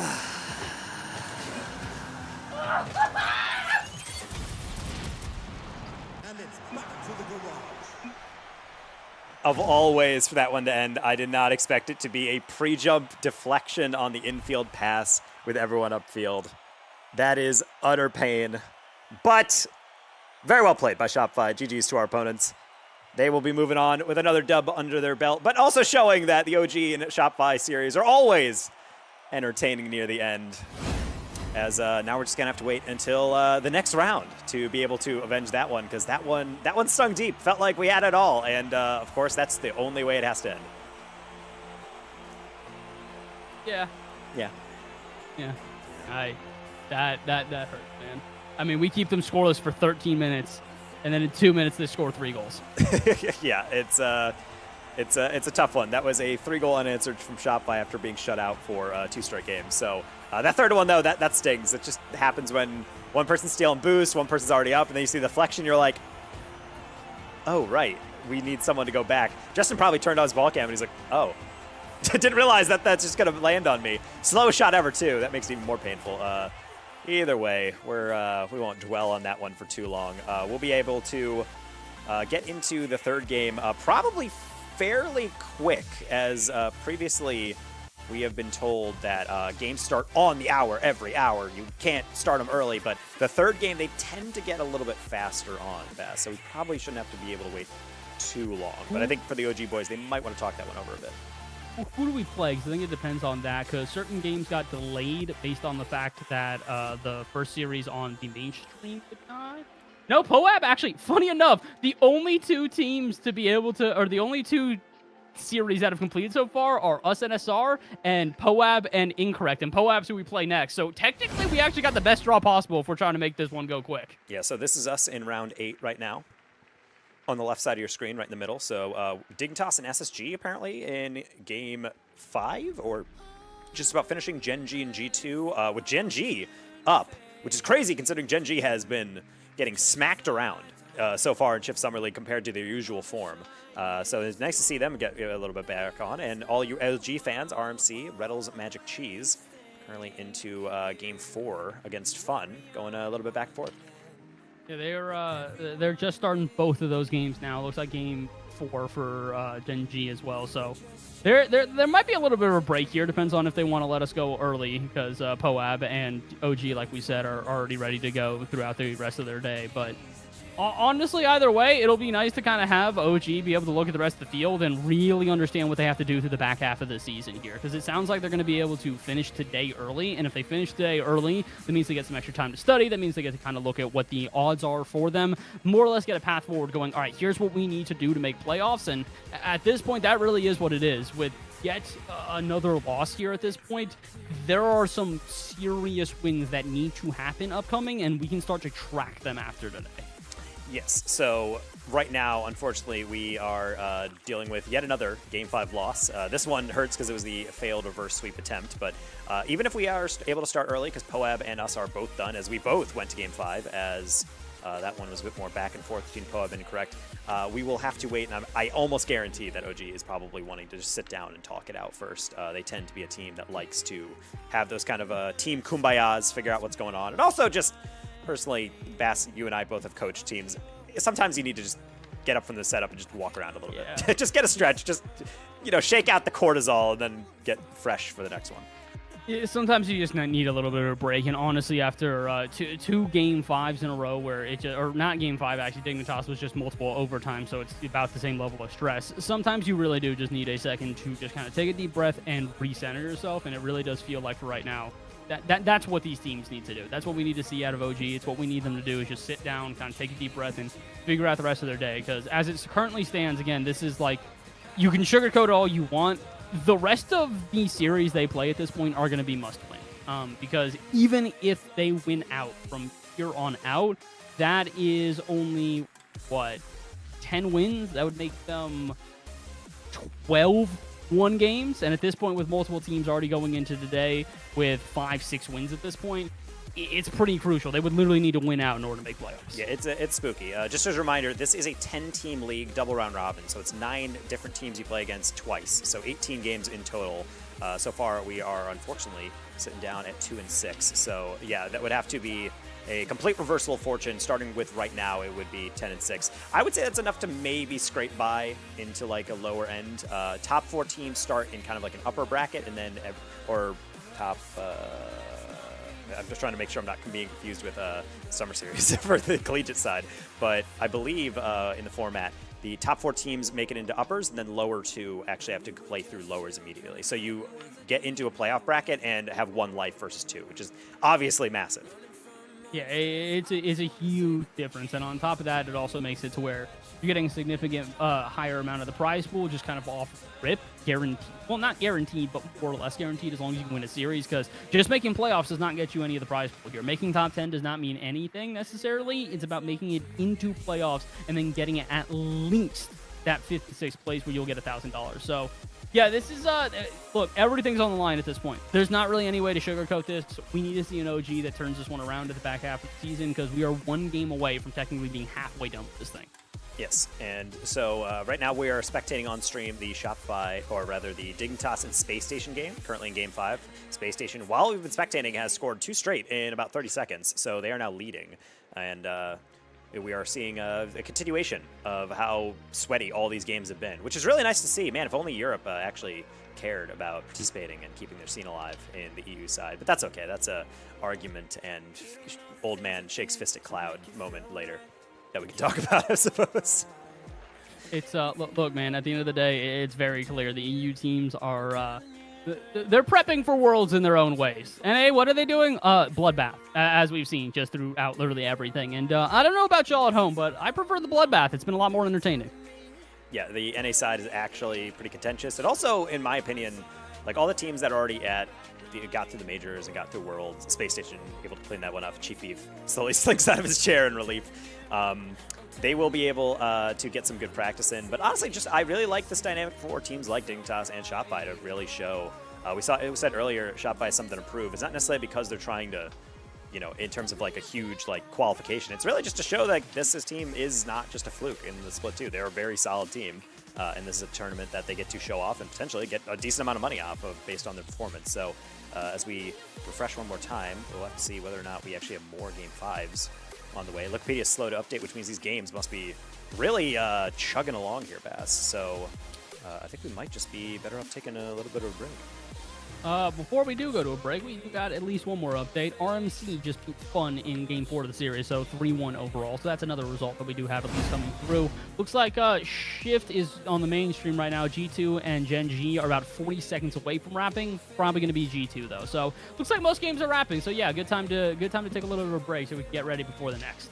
All right, so we're waiting for all the rest of the games to finish up before we actually progress on to the next one. But it will be us versus Pirates on a Boat, a.k.a. POAB, up next. So please stay tuned for the OG team stream. And also, while you're waiting, you can check out shop.ogs.gg for all the OG merch. I'm rocking the jersey right now.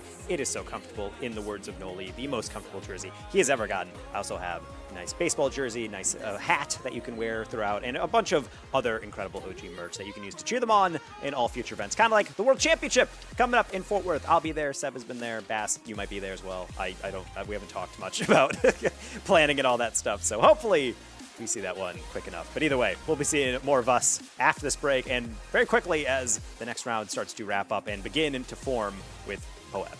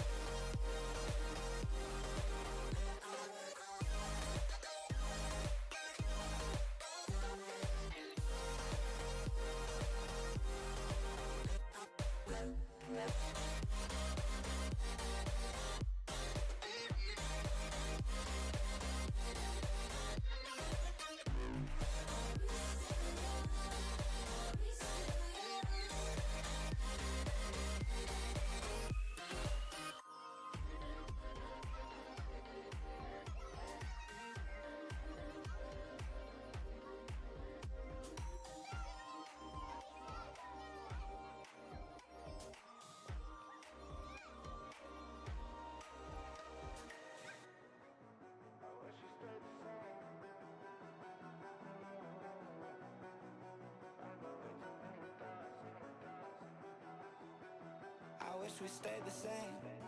I got way too many thoughts in my brain. I got memories that run through my veins.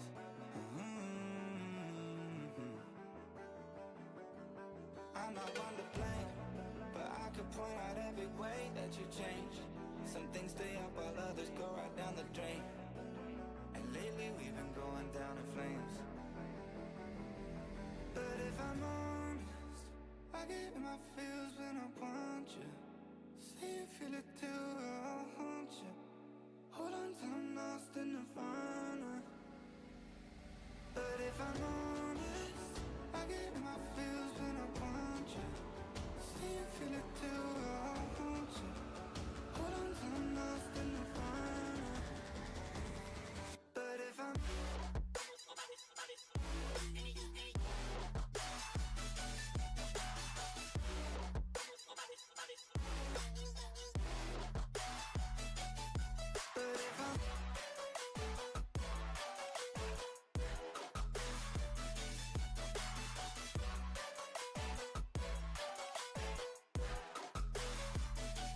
moving on for good. At least my therapist is saying that I should.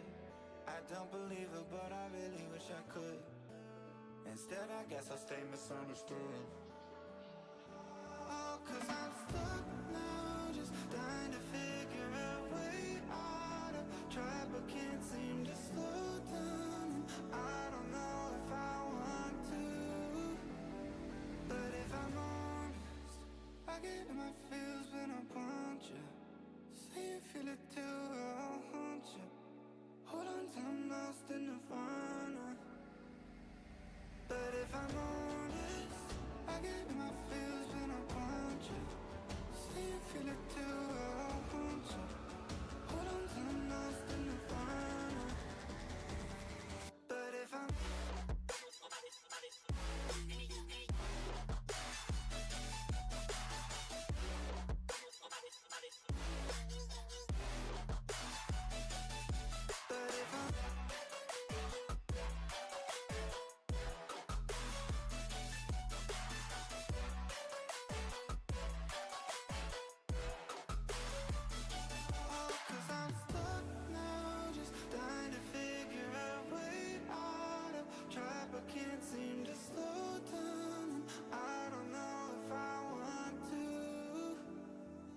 I'm stuck now, just trying to figure a way out of. Try but can't seem to slow down.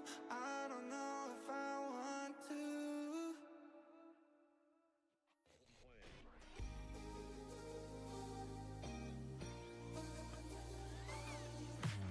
Way too many faces in the crowd, but I think that I see you. One too many days got me changing up the way that I need you. Now we're both at a bar, acting like it's not hard, trying to feel something different. Talk to somebody new, kinda wish it was you, kinda numb to the feeling. Now that you're gone, they say time should heal, but it's been too long. Couple months and I can't seem to move on. I can't seem to move on.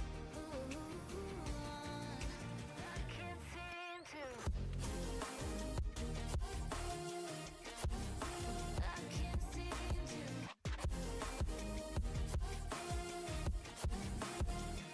Now that you're gone,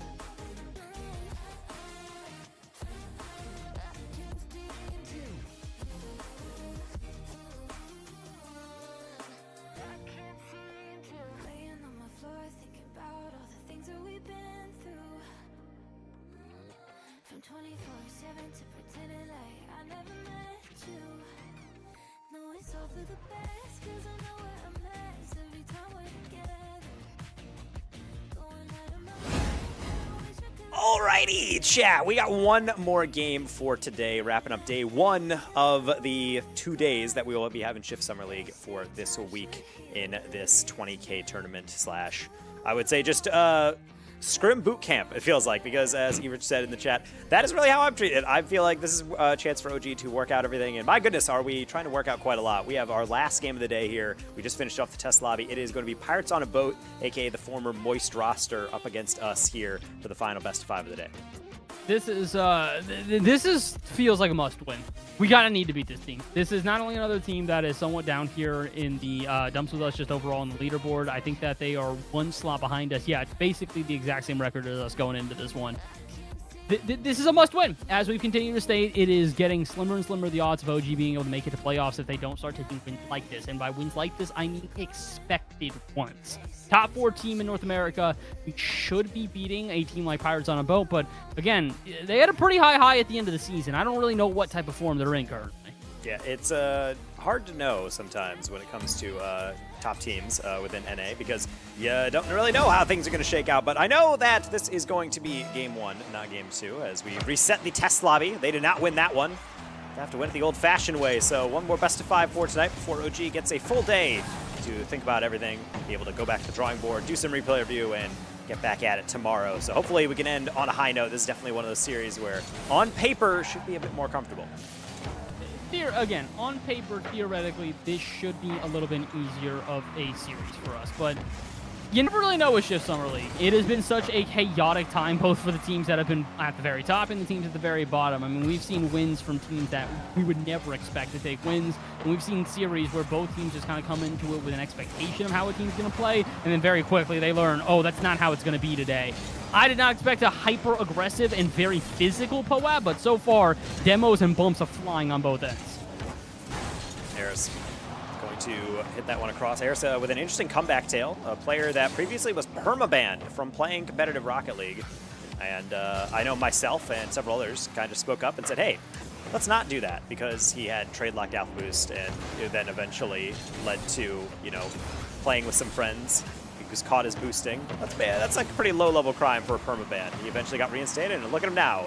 Got signed to Moist Esports and was actually able to get some pretty competitive results, along with Andy, longtime journeyman. So a cool story within this org, and another team that has definitely deserved its flowers, along with 5UP, another young player. So definitely interesting to see kind of the new orgs kind of take chances on the younger players within NA. I mean, 5UP's kind of got a whole career ahead of him at this point locked in, whether it be on a pickup team or in collegiate, probably the newest signee in the collegiate scene that has taken the entire scene by storm. Team Actor's not necessarily doing all too well in collegiate spaces right now. They're doing fine, but, you know, starting to kind of get up against real tests like WVU, like Northwood, like Ball State, and the likes. But honestly, here in Shift Summer League, it hasn't necessarily been an easier path for him. Again, POAB, pretty much the same record as us coming into this one. Did they win their last series? Because if they won it, they're technically 1 series ahead of us right now. So within their last series, they did indeed get a win over Incorrect in Game 5. So they're coming into this one on a streak, looking for a second straight series victory. And right now, it's kind of hard to tell which way anything is kind of leaning this way, as we're still looking 0-0.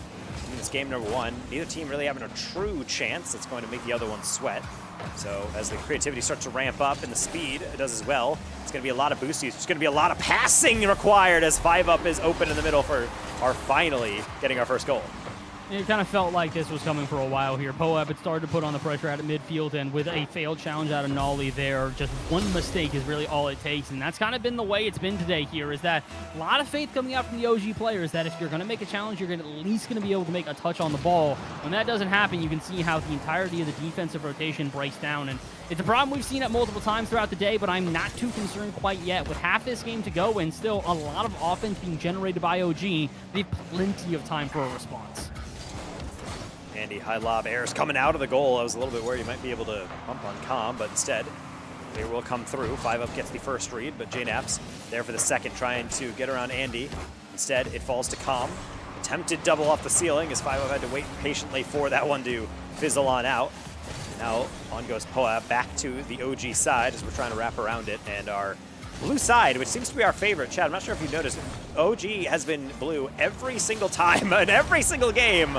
And also every single game, seemingly. Com has his open chance, and this time he scores it. This is a weird one because I really didn't think he would be given this much time. I think 5UP just truly believes there's no way he's getting back to this one. Rather than him making a challenge immediately, he goes, fine, shoot it. Waste all your boost. It's not going to do anything. But Calm getting a great recovery on the ground, catches him by surprise, catches the defense off guard, and all of a sudden we've got a 1-1 ball game. Look, it's not necessarily the most effective play to get there, but if a solo chances arrive and we take advantage of it, who am I to complain? Andy, nice little initial touch as JNeps will try to bait an Eris, and Eris says, yes, thank you very much. Just dives face first in that mousetrap, and apparently does get the cheese. Unfortunate for us, but again, this is a POAP team that really was one of the more interesting stories. RIP to Achieves, unfortunately, not able to follow this team when it did eventually go over to Moist Esports, as shout out to Noah, doing a good job over there. But other than that, I mean, it's nice to be able to see a team that kind of is the least likely type of trio that you would expect to be a consistent top performer, and yet they very much did get up there, and they're very much taking it to a 3-time LAN qualifying team at times, but also because defense like that, back corner snipe, not going to be found. Like we said, POAP kind of finished the season on a high, a top 4 for them, their best placement so far throughout the season, a top placement for multiple players on the team. So definitely kind of feels like this team has had their very much highs and their very low lows. So curious to see how they do throughout the entirety of SSL here. But for right now, they're at least giving us a good fight. OG still trying to get some offense at the end of this game, though. With 30 to go and a decent amount of boost out of midfield, I was going to say that should be an extension, but Tom at this point kind of just has to dump it and chase with this one. Feels like that was enough time now for POAP to maybe get a counter. Ooh, Andy was really believing in that deflection. In fact, he's going to give it away. JNeps just waiting patiently. That's a 0 boost goal.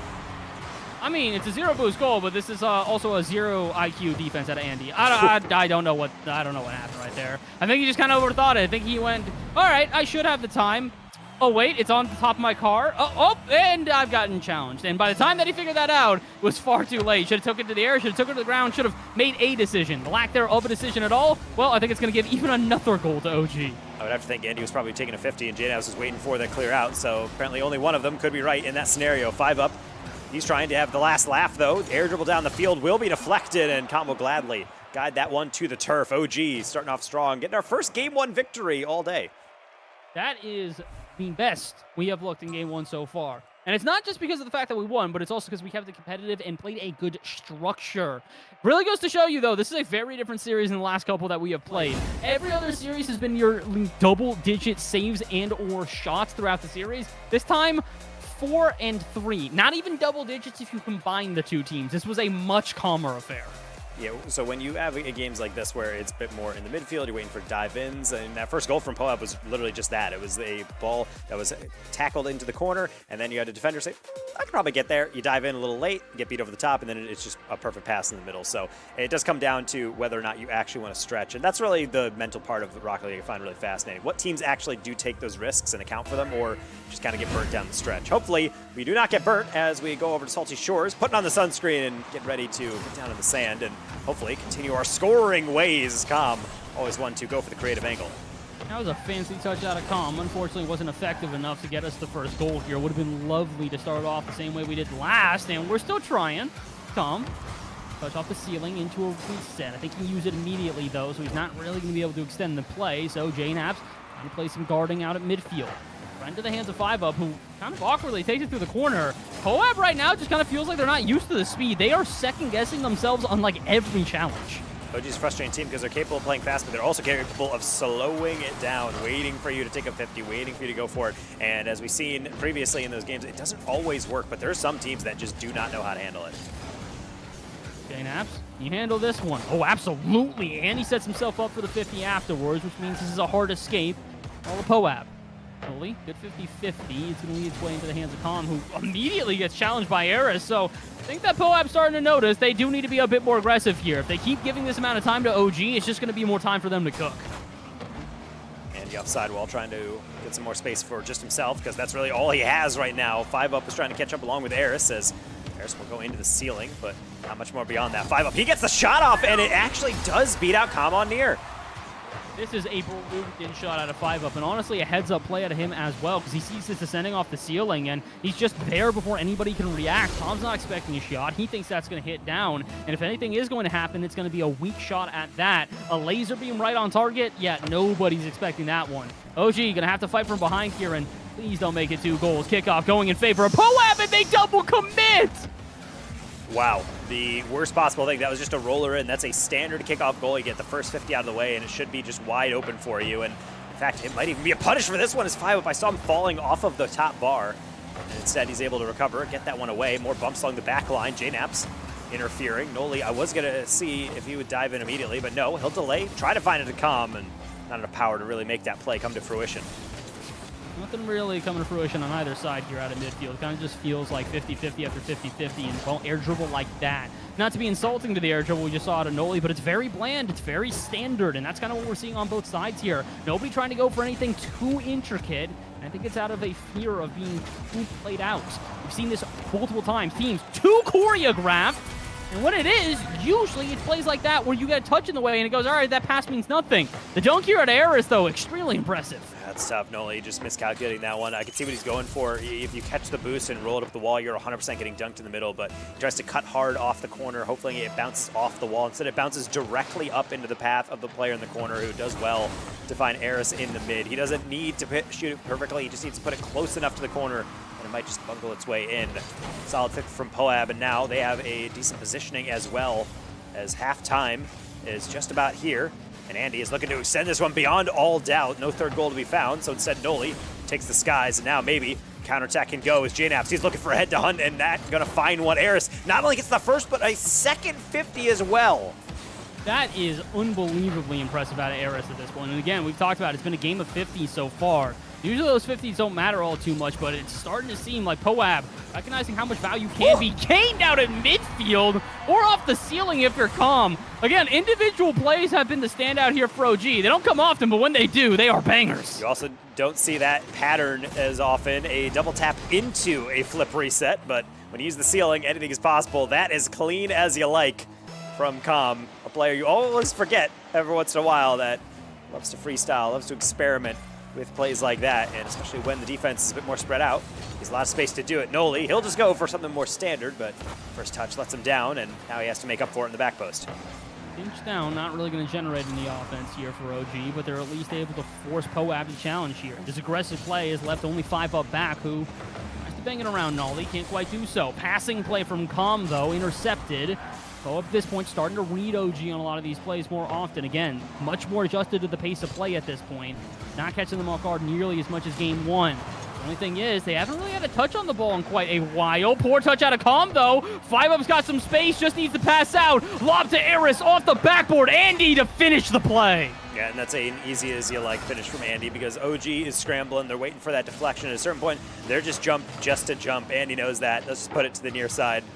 Make sure everybody is going to be crisscrossed up back to a 2-goal margin. That's very well worked from Poab, just playing a little keep up, little setter like a volleyball player, just right in front of the net to keep OG guessing. Oh, kickoff goal though. All right, we'll take that back. That's at least somewhat of a response, even if it hasn't necessarily cut the deficit entirely. Yeah, just quick little deep sigh from Poab saying, well, all that hard work just to give it up to Noli on the kickoff is the classic of Rocket League. You never can keep your eye off the ball even when it is on the restart. So it's like it never happened, chat. Don't even worry about it, especially when JNaps has that boost and tries to beat 5 up to it, but sometimes hard to get boost and ball.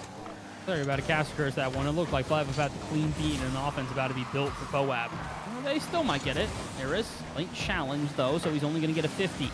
Com, good interference. It should stop Poab, if not for the bump. This one's awkward. A couple of challenges in a row. 5 up taking his time. He tried to steal the boost in the corner and timed it perfectly, which means no counterattack possible here for OG. They're just going to try and muscle through some 50s out at mid. They'll do exactly that. It buys enough time, though, for everybody to boost back up. And JNaps stealing the corner boost means even more offense.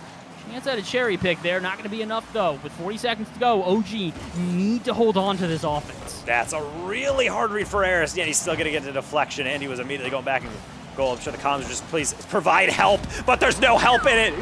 When JNaps hits him like that.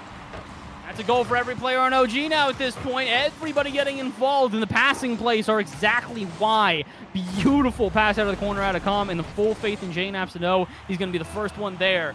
This is what we need to see out of OG. Take advantage of a Poab who looked nervous on defense. That's a variety you like to see as well. Sometimes I mentioned with OG, they go for the soft touches, kind of like this one from 5 up, but not going to work in yet. The complete whiff is actually almost the better play. A bump combined from Eris means Andy has an open shot. I think Andy was going to challenge on this no matter what. He was just trying to figure out when to time it. If the pass out comes, he's just going to time it in the air, and he's going to try to take it back into his half. If the miss comes, he's going to play like that. If the 50 comes, he's going to dive just as well. It kind of feels like Poab are measuring when to send that third man really well right now, and it's making it difficult for OG to hold on to a lead at all. They got a tied game just a couple seconds ago. With 15 to go, they need one more offense. 5 up. Gonna be a demo cross as Calm finds JNAPS back to him. What a play! The 1-2-1, and we're right back to level. Yet another back and forth play here out of OG, and it all starts with that demo from Noli. Afterwards, Poab scrambling to find a way to prevent a shot that never even comes. You see them dive at multiple plays, expecting that to be the shot, and only afterwards, when the passes are completed, do we find it from OG. 5 seconds to go. Let's see if we can get an overtime here. 5 up, down to Eris. Eris to the ceiling. He's got another touch, and JNAPS cut it out. Andy should let this hit the ground.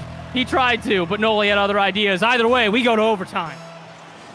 So we will tap this one over across, and now got to make sure nothing happens on the shenanigans. Andy has the pass to Eris, and yet it's still going to be saved down the far side. Calm with a deflection forward, getting that all the way to the far side just for Eris to deal with, and Calm doesn't even want to let him do that. I have no idea how we're continuing here. That felt like Poab had this one dead to rights almost immediately. They do have some offense still being generated, though. Off the ceiling, Andy's touch a bit too hard for Calm to be able to clear out effectively, so we'll take it off the ground. No boost in the tank. Poab know this.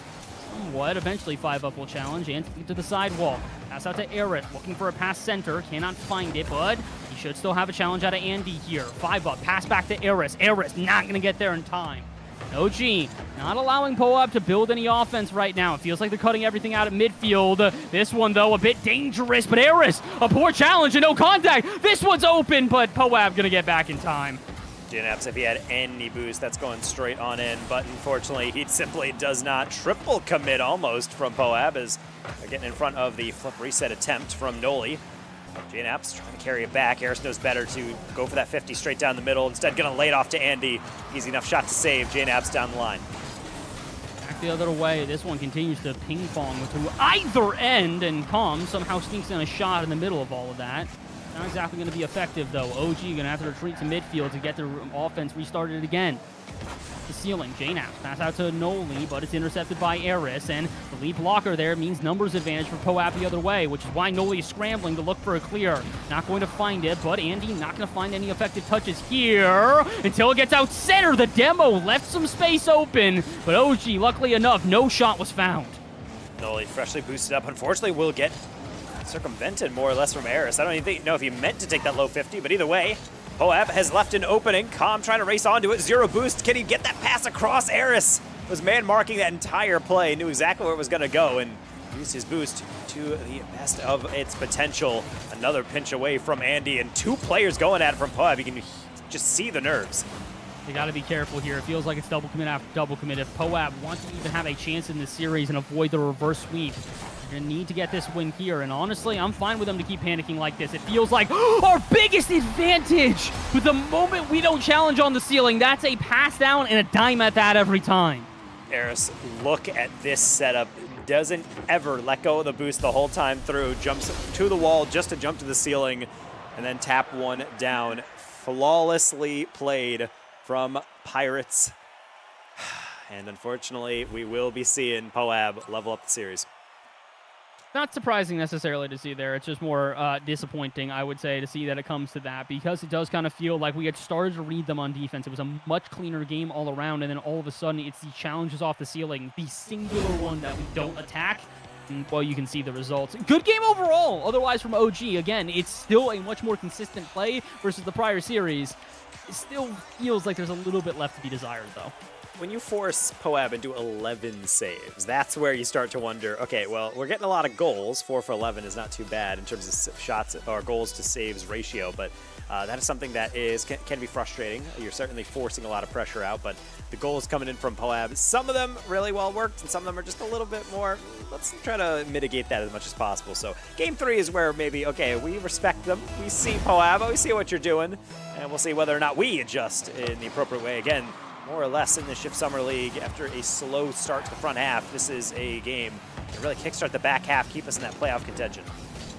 Not necessarily a must-win quite yet, but my goodness, would this go a long way if we are able to get a win here, especially considering that POAB now technically in front of us. They're going to be one of our fiercest competitions for those final playoff spots. Like how we're starting this one, though. Calm, get a little bit fancy with this one. He had flip reset, didn't use much of it, though. Noli trying to back him up, can't do much either. POAB not panicking on defense so far here, something we saw through overtime, so maybe it was just the overtime itself that gave him the panic.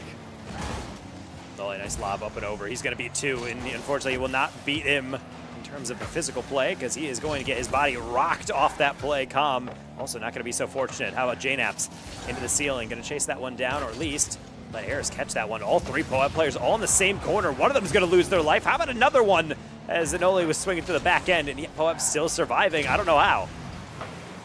Not a lot of boost there from 5-up, so rather than going for the aerial, he opts for the pass out. Probably not the best play because it means that OG just goes right back into offense. JNaps out of the corner, looking for a pass down. Tosses it to Calm, who kind of shoots out on target, but really, again, it's just we're putting POAB in the blender, getting boost, taking demos, just really forcing them to stay on defense as long as possible, and that's why Andy, the only one with any boost, and he has to dump the entire tank almost immediately. Kind of awkward on the back wall. Good comms. JNaps will get the catch, but then immediately throw it away, so a little bit of a half and half for what OG was expecting on the POAB counterattack. 5-up. Spike across, double committed there coming in from OG, but they also knew that really nothing doing. All POAB retreats, and now we're all just gonna kind of shake the dust off and go at it again. Harris, no boost in the tank though, so 5-up has to swing through instead. What could have been a chance at a shot instead turns into a pinch all the way across court, where even JNaps can now turn into a shot. Noli with the backboard. Harris is there, and a good clear from him should alleviate the pressure, forcing OG to go back and restart yet again. This game's end-to-end right now. Neither team really playing a constructive midfield here. It kind of feels like if they have to, they'll retreat and restart the pressure. They are not trying to overextend. We've seen punishes on either end, so I can't necessarily be too surprised. Going to fake that challenge, get that boost instead, and then JNaps fakes that challenge. He goes for a bump. How about an actual bump on the back end? That's still a save by Eris. How he does it, I don't know, but can he do it again? Back pass coming in from Calm, and, well, I suppose he can. That's going to be another one guided to the sideline. It's at least 2 demos, though, which means it shouldn't be a quick transition for all the POAB. That's why they've got nobody there. Andy and 5-up low on boost means they cannot dive as the second nor third man. So if POAB do want to get an offense here, they're going to have to earn it. They have been just put through the blender on repeat here, whether their boost is being stolen or their lives are being stolen due to being sent to the scrap heap on repeat. They're not getting many chances in this game. That's why this, I would say, is the first real offense through 3 minutes of play so far here in game number 3. They are getting a lot more chances, though. Can they do anything with it? Andy out of the corner, looking for the pass center, will not find it, and Calm's defense off the backboard should mean an alleviation of pressure in the end of the offense, but my goodness, a little bit of dilly-dallying off the touch off the backboard. Calm is called that's for a why. That makes sense. timeout on the pause, as I think there is some lag kicking in as we check the scoreboard. It seems like everything's fine, but knowing all these players, oh, Noli apparently DC'd. Yep, there he goes. He is out of the lobby. So, yeah, we'll have to see whether or not we can lasso him back on in.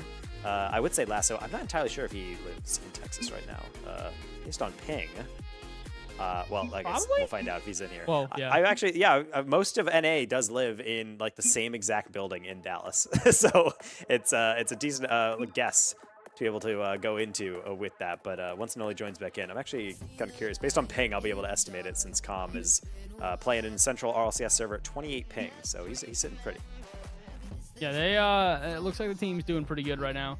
I will say it was pretty glaring that something was off, though, when we just started seeing, like, no pressure being put up against POAB when it came to the offense they were generating there. So, not surprising to see that there was a DC at this point. The only question, really, in my mind, is whether or not they're going to be able to correct what I would say is an offense that is generating pressure, but not getting goals. Again, despite the various shots we've taken throughout this game, we're about 100 seconds away from going to another overtime at 0-0. So there's got to be some sort of equilibrium we find here. We're being able to play an offense that is super fast and super aggressive, but still gets goals while not overextending. Because as we mentioned before, we've overextended too many times today and been punished on it on repeat.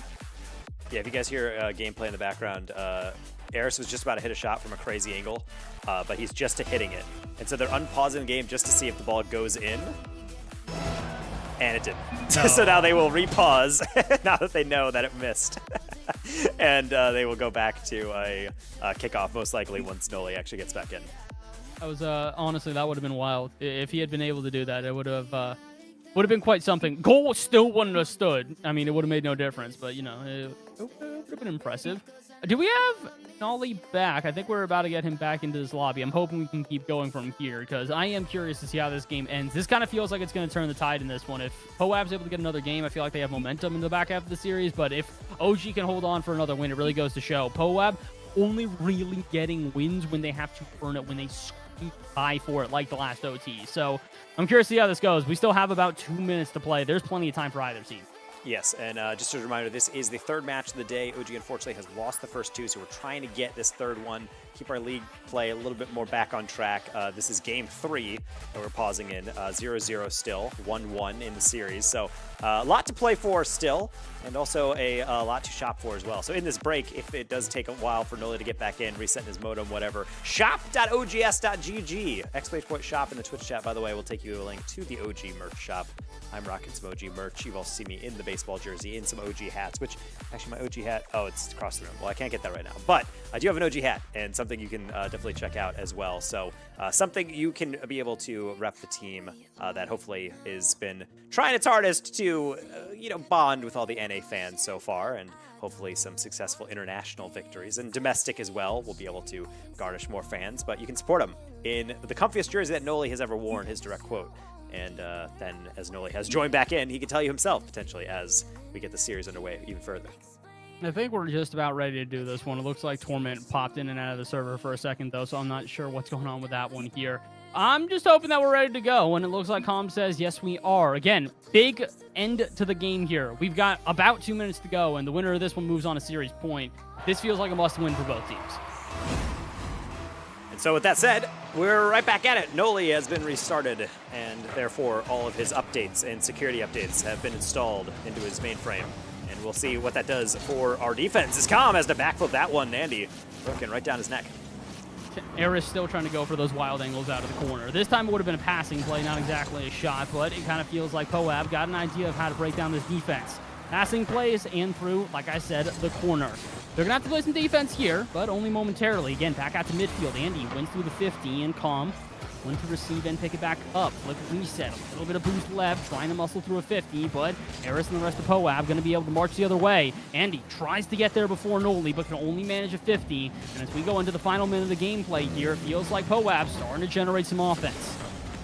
Good job on the initial challenge. Eris for a double. Calm should have that one, but not an extension, really. He's going to stay next to it well enough, as Noli actually surprisingly far enough of a read. I like Eris kind of going left and right here. He's just playing patrolman, more or less. Even though he's not getting the wildest of touches, he's doing his best to keep OG on their toes. That pass, though, was meant to be a bit more tricky. Noli read it like he saw it coming. Eris and 5-up actually technically going to take this one out of half, though. They know they've got time because they got the boost totals in their advantage. Eris tries to get something started here, can't quite, and 5-up instead opts to steal the boost in the corner, knowing it's going to be a poor challenge out of Noli. They know that Calm's got a full tank. They know that JNAP's has got a full tank, though, because Poab still playing just as aggressive, maybe not recognizing that a quick transition could be found. Not if you musty flip like that, though. That's not the touch necessary, and with 10 seconds to go, it looks like OG and Poab going to fight for one last offense. And that was potentially Poab's offense, or at least I would hope, because I would love to just see some OT get it out of our half, and we will get that to see who moves on to series point. To be able to keep everyone in contention for league play, such an important game that set themselves up on that precipice. Noli, I was going to say waiting for a pass, but maybe just trying to fake out everything, waiting for the rotation. Couple weird plays in a row. That means a lead blocker out of Eris, and Andy also trying to go for the bump. Everybody getting removed from the pitch here for OG, which means it's awkward in dire straits. Only barely going to get to that one. And he's going to have to try to make the transition quickly, though. All of Poab getting back, despite being on low boost totals. It doesn't feel like OG, though, are really struggling whatsoever here so far. JNAPS from the ceiling almost gets past Andy. He was on the ceiling for that exact reason. Now Calm trying to go back to that backboard, and will not be able to read that one. Poab doing a good job of cutting out those plays just before their zenith. So getting in the way, absorbing some pressure is fine as long as they don't allow that final moment of all these different master strokes coming through from OG, because they're certainly making him work for it. Eris had to race that one down, just pop it up, and he's not going to have much more than that. But of course, I said that before, he gets that crazy flick over the reset.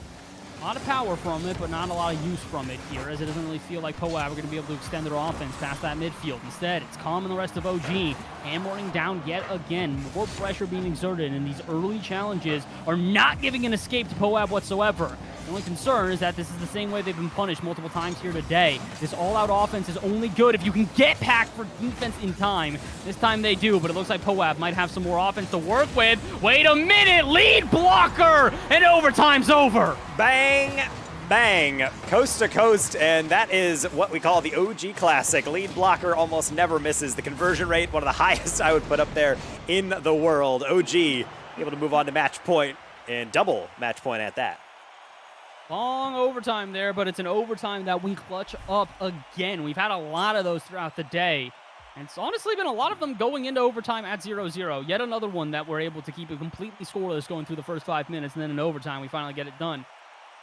Honestly, that's kind of how I want to see it, though. OG, just don't let the other team start to get some effective offense. If you can limit their chances, it's clearly effective. And so maybe getting into the rest of this game, we're going to have Poab think about through. Technically, Poab actually outshot OG in that game. So clearly you can tell that they are not lost in the sauce. They're very much so being able to navigate through the, I think of a sauce that has 8 at the end of it. I was really trying to complete that pun, but I'm like, I don't know if I'm good enough for that. Maybe there's like an Italian word for that. Chat, what's a sauce that has 8 in it that I could complete that pun? That would be a crucial say, like, moment. V8, but that's like just like tomato Navigate juice. through the and I don't think V8. that I counts. mean, that's like pretty good. I would say that's above average. And so is OG right now. We're trying to play to our peak, though. We have to go even further beyond to take down pirates, specifically those on a boat. Poab's been good. Like we said, they're a team that has a very, very high ceiling, but the floor for them has been, I'd say, one of their bigger problems throughout the entirety of their play. They're a team that when they get pushed up against some of the best that North America has to offer, they tend to crumble under the pressure. And they don't do that every time, but here today it kind of feels like a similar idea. They're starting to get shut down on offense, and they are having very little ideas of how to change that up. I'm hoping they can do so in Game 4. I'd love to see this one stay competitive, but also at the same time, look, I'm not going to shy away from this. We need this win. I am fine to end this here. If we're playing defense like that, I'm happy to see it continue. I don't know how Noli managed that, but I'm not going to ask. I'm just going to say good job and then move on with the rest of our game here. Sadio Vita yet again. JDAP's trying to test 5 up. Produces a first save, and that's sometimes all you need out of the initial shot. You don't need that one, though, as the back rotation will bump a defender. Calm makes up for it by lasering one over to JDAPs. Out at mid, Calm trying to bait out a challenge out of Poab. I don't know if he necessarily should have waited that long, because here comes the counterattack. Andy, shot denied by Calm, who'll make up for his previous challenge. Job's not done yet. More pressure. Shot off target, though, and honestly, OG got to be thankful for that one. Had that been on target, surely would have been the first goal here in Game 4. Poab's still not done. They're just skulking around right now as they will link left to right, try to take those doubles off the ceiling, and right now their 50 game is trying to afford them a second life, or maybe a third, fourth, or fifth life on all these attacks. That's not the best read by Calm, and JDAP's able to swoop in at the last possible moment for a save. We've got a lot of those here, but the issue is that means even more offense being generated out of Poab. We've been barely able to escape most of these plays, but we have not been able to alleviate pressure, get a counterattack.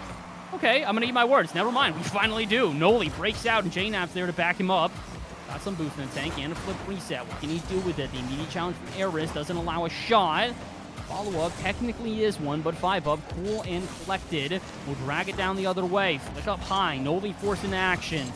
So far, okay, I was going to say, OG looking just as calm as before. One miss, though, and immediately it's a goal.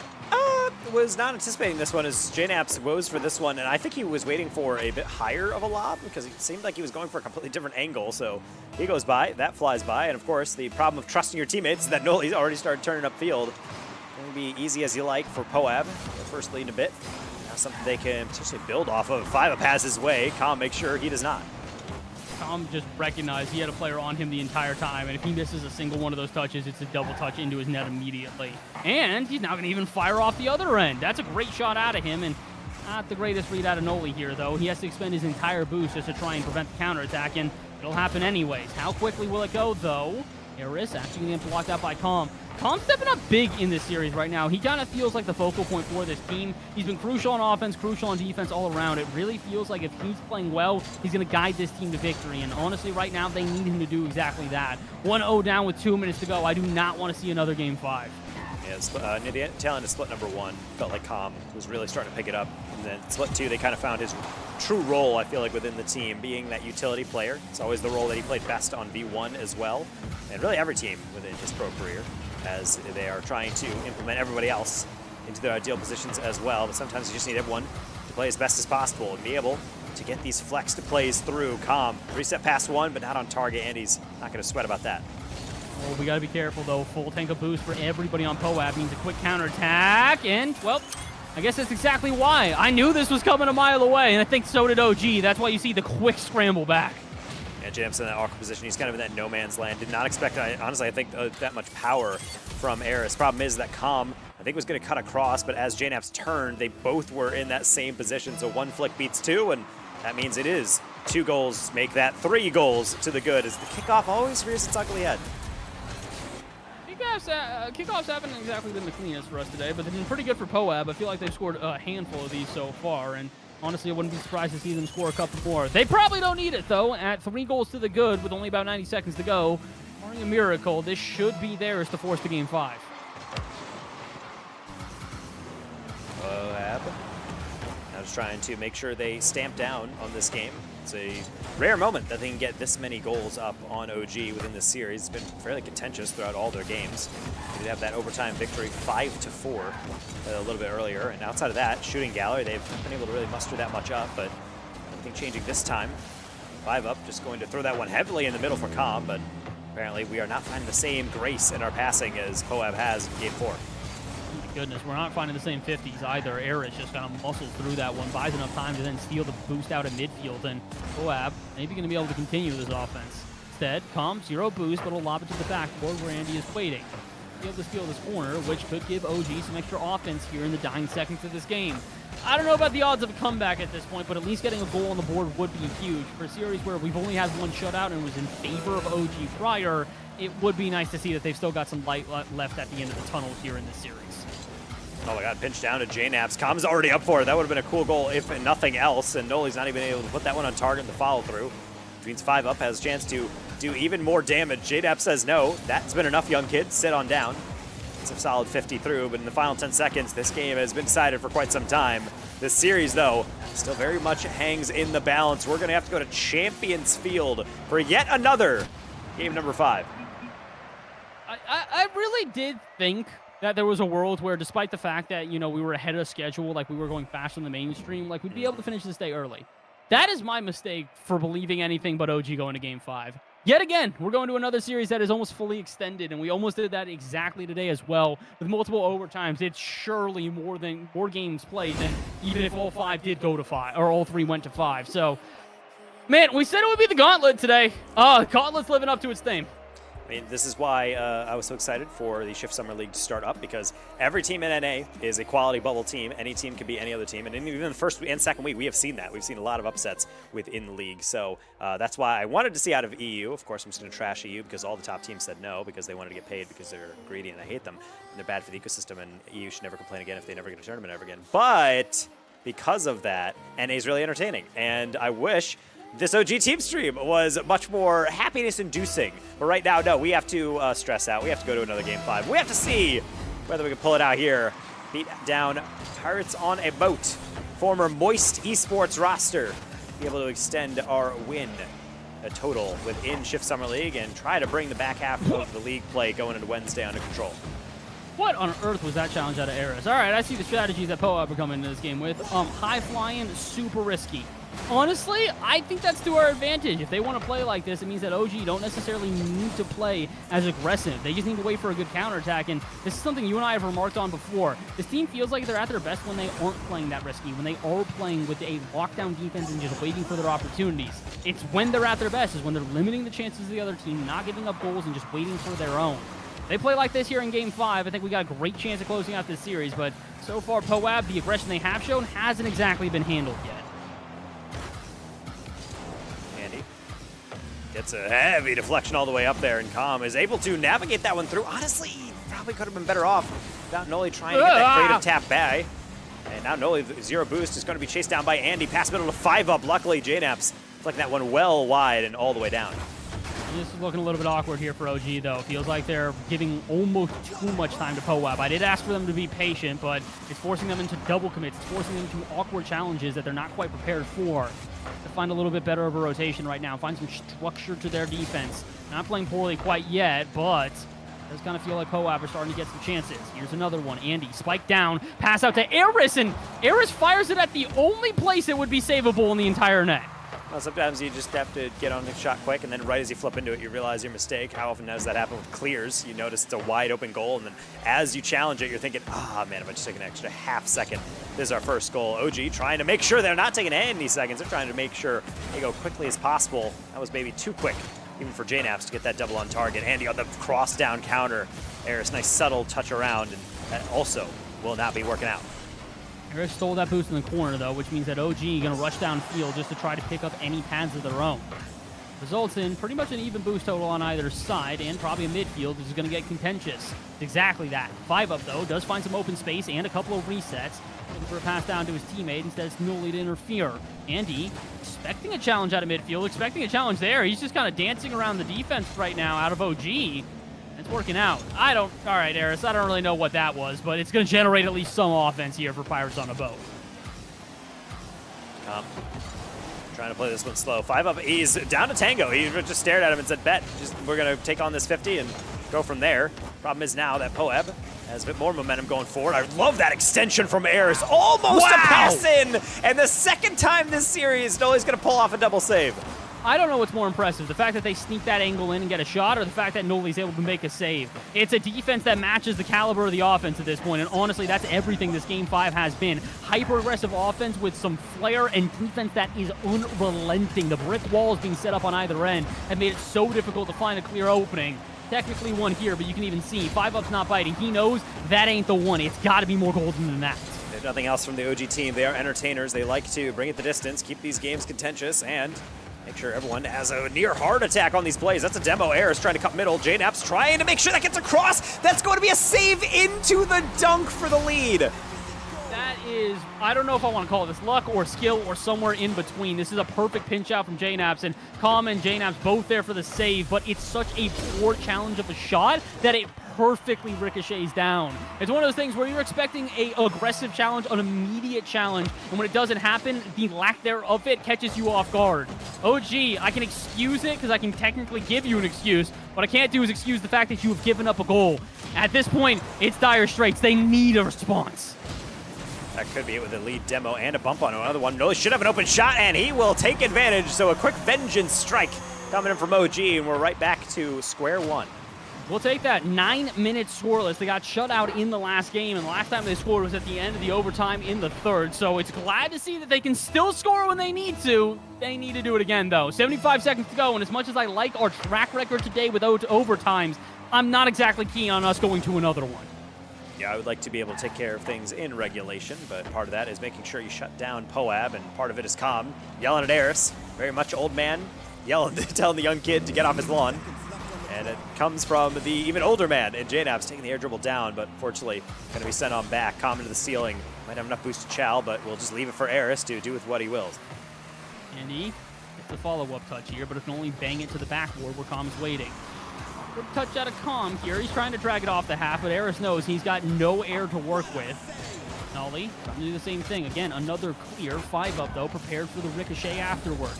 Unfortunately, OG right now not really catching Poab off guard. Before, we talked about a patient play that's waiting for their opportunity. With Poab starting to read a lot of these plays, they need to be careful. 25 to go, and the more aggressive team marching down the pitch for yet another offense. Flick up high. Where's the receive? Not going to be found. Big extension by Noli, able to get the reset catch as well, so it made all Poab wait back, because you have to respect that flip. It's 100% going to go over you. And when it comes to Eris, you have to respect his skill as well. He's been a good setup man for Poab. Can he do it one more time? JNaps all the way across. This 5-up tries to get that pass all the way across, and If it was a couple pixels further to the right, that could have kept up. Instead, it is OT Game 5. And my goodness, could it get any closer? And honestly, are the stakes any higher now? Remember how we talked about how a lot of must-wins due to the people who are around us? Yeah, Fun just secured their second win of Shift Summer League as well, meaning if we lose this, we are the bottom team on the table at this point. This is a necessary win. We need to take this down. Com's trying to get us there. Offense started for OG. Harris, that's a lot of boost on a lot of time. He's a dangerous player on that dribble. That's a double commit from us, but it's all good right now, as it should be all covered on the second one. Noli knew that was going to be a roll. 5 up. Trying to rescue this one. Pass middle. Com was waiting for it, and we'll find out. Attempted to Noli, but nothing actually doing on this one. Brief deflection. Noli still quick up to it into the midfield. JNAP's trying to stay around it. Just to force 5 up to do exactly that. Throw it into nothingness for Com to deal with. Com, great touch after this one. No boost in the tank, though, so we can't follow it up again, meaning Eris does get some airspace to work with. JNAP's a necessary touch off the backboard, continuing to deflect away these shots, but for how long? Feels like Poab stealing boost, waiting for their chances, and still dominating the aerial game as it stands. That time, though, they're going to get bumped off the ball. Finally, an alleviation of pressure, and a chance now for OG the other way. Andy getting blocked by Noli. The block out, though, not going to be enough. On 0 boost, he still makes the save. All I feel is pain on that one. I really thought we were going to deliver it over to Poab. We might still. Com, that's an open shot. He's going to dig it underneath one. A putback. Noli, that's a double commit on the near side. Andy's trying to recover to it. He won't get the best clear, so JNAPS keeps alive around the outside. 50 by Eris. He's completely out of boost. So is JNAPS. Com with a demo. Noli, how about another try? Should have the double. It's open from an angle. Where's the third? JNAPS doesn't want to dive in. A double commit out of the corner. And OG bites off a bit too much on that last one. They needed to just be a little bit more patient there with everyone on Poab scrambling. Eventually, they're going to leave an opening, but they saw the slightest of one in the corner and went, all right, this has got to be the challenge. And unfortunately, with 2 players thinking the exact same idea, that's the end of the pressure. OG were starting to build here in overtime. Looks like they could go right back to it, though. Another offense being generated. Noli bangs this one to the backboard. Eris misses, and 5 up somehow reads the follow-up shot. Does not miss that, or does not read that on the pre-flip, though. He's going to completely whiff that one, as JNAPS is back far enough. I think OG, after the way that Shopify series ended, I don't think they're going to be willing to send the house all again. JNAPS reset, back post saved again by Andy. I can't believe I'm saying this, but props to Poab for the defense they're starting to show. A team that was hyper-aggressive, hyper-offensive, all of a sudden showing they've got defense when they need to. Even if it is a triple commit, even if it is the most chaotic defense ever, it's doing its job. It's keeping this overtime going and giving a chance. Wait a minute. No, not again. Not again!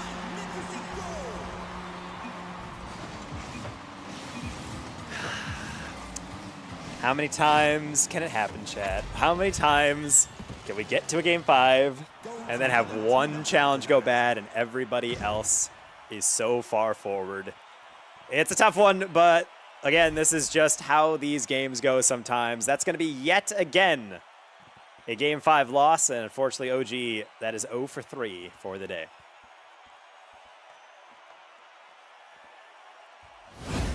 I know I'm supposed to respond here, but I'm having a difficult time collecting my thoughts. I'm not gonna lie. Wow. Genuinely just wow. I really don't know what else to say. That's just so classic. And I literally, that's why I said in the beginning of this game, the OT, I was just like, I don't think OG is going to be taking too many risks because, you know, you're just going to sit back and wait for your moment and go from there. And then it just all falls apart. So, yeah, we will take a loss there, unfortunately. And as we check in on everybody within this next round for round 9, which is the final one for today up until the match tomorrow. Only game still going is Dignitas and SR. Apparently a late start for them, probably because they are on mainstream. Currently just 1-1, but other than that, Gen G with a 3-0 over SSG. Reddles Magic Cheese 3-0 over Incorrect, and Fun taking a 3-1 over G2.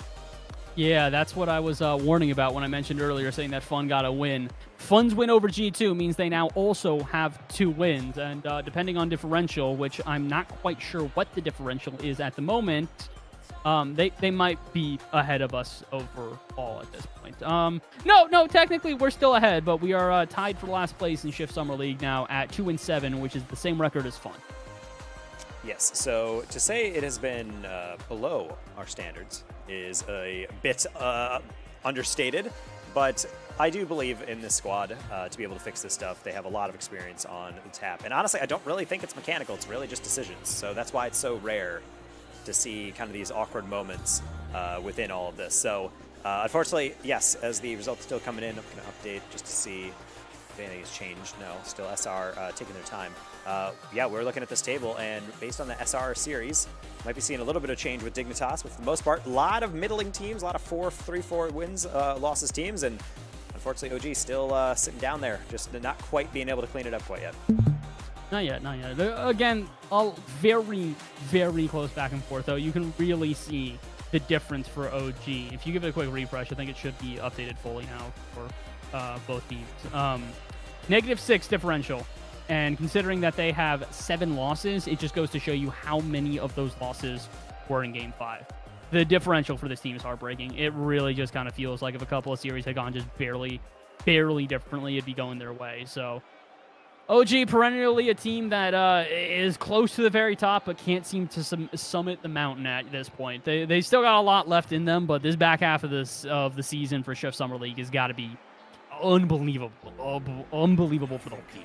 Yes, so right now we have officially hit the midpoint within the Shift Summer League. Double round robin, 9 games to play everyone else, and then we play them all again starting tomorrow. So unfortunately, that's going to be it for the Shift Summer League broadcast for OG Esports. Obviously, not the best day, full of heartbreak. I actually feel like I just need to stare off into the middle distance, maybe take a long walk and just watch the sunset if it hasn't already completely gone down. It's almost there out here in Plano, Texas. But Bass, I want to thank you for tuning along. It's been nice to have a partner through this emotional journey that is the OG team stream. You can follow Bass at Bass from the Past on pretty much everything, Twitch, Twitter as well, and we are both full-time commentators, so it's nice to be able to, hire us. Get on. Yes, hire us for all your gigs, especially near the end of the season. But Bass, thank you again for helping pop in. Yeah, glad to. I'm sad it was at the cost of probably about a year of my life that has now been removed due to the stress that I felt here today. Yes. But worth it for the OG team, worth it for the stream, worth it to this. I don't know. Again, I was here last week, and I feel like the vibes were very similar, which is that this is an OG team who could really do some damage if they put it all together, and I'm appreciative to be here to be a part of it. But I would be lying if I said this wasn't a brutal day. It definitely does feel like this is this one I'm gonna remember for a while. Yes, and so with that said, I am going to be ending the stream right now. So you can go to shop.ogs.gg, get your OG merch, be able to support the boys for the rest of Shift Summer League as we try to turn it around. Broadcast will be here tomorrow, 7 p.m. EST, again on the Twitch and YouTube for the Danger Taco. Other than that, I don't think Bass will be available because you have the the CCA Summer Series, I believe that you're busy with. Yes, there you go. I nailed it. So until then, I'm just going to send out a Twitch raid over to Shift RLE, and we will do a stream a little bit later, but I need a break just to mentally reset everything. And then we will simply go from there. So everybody here over on the Twitch and the YouTube, thank you for tuning in to the OG team stream. We'll see you tomorrow for the regain, and we will hopefully #DreamOG a bit in the future. See you next time.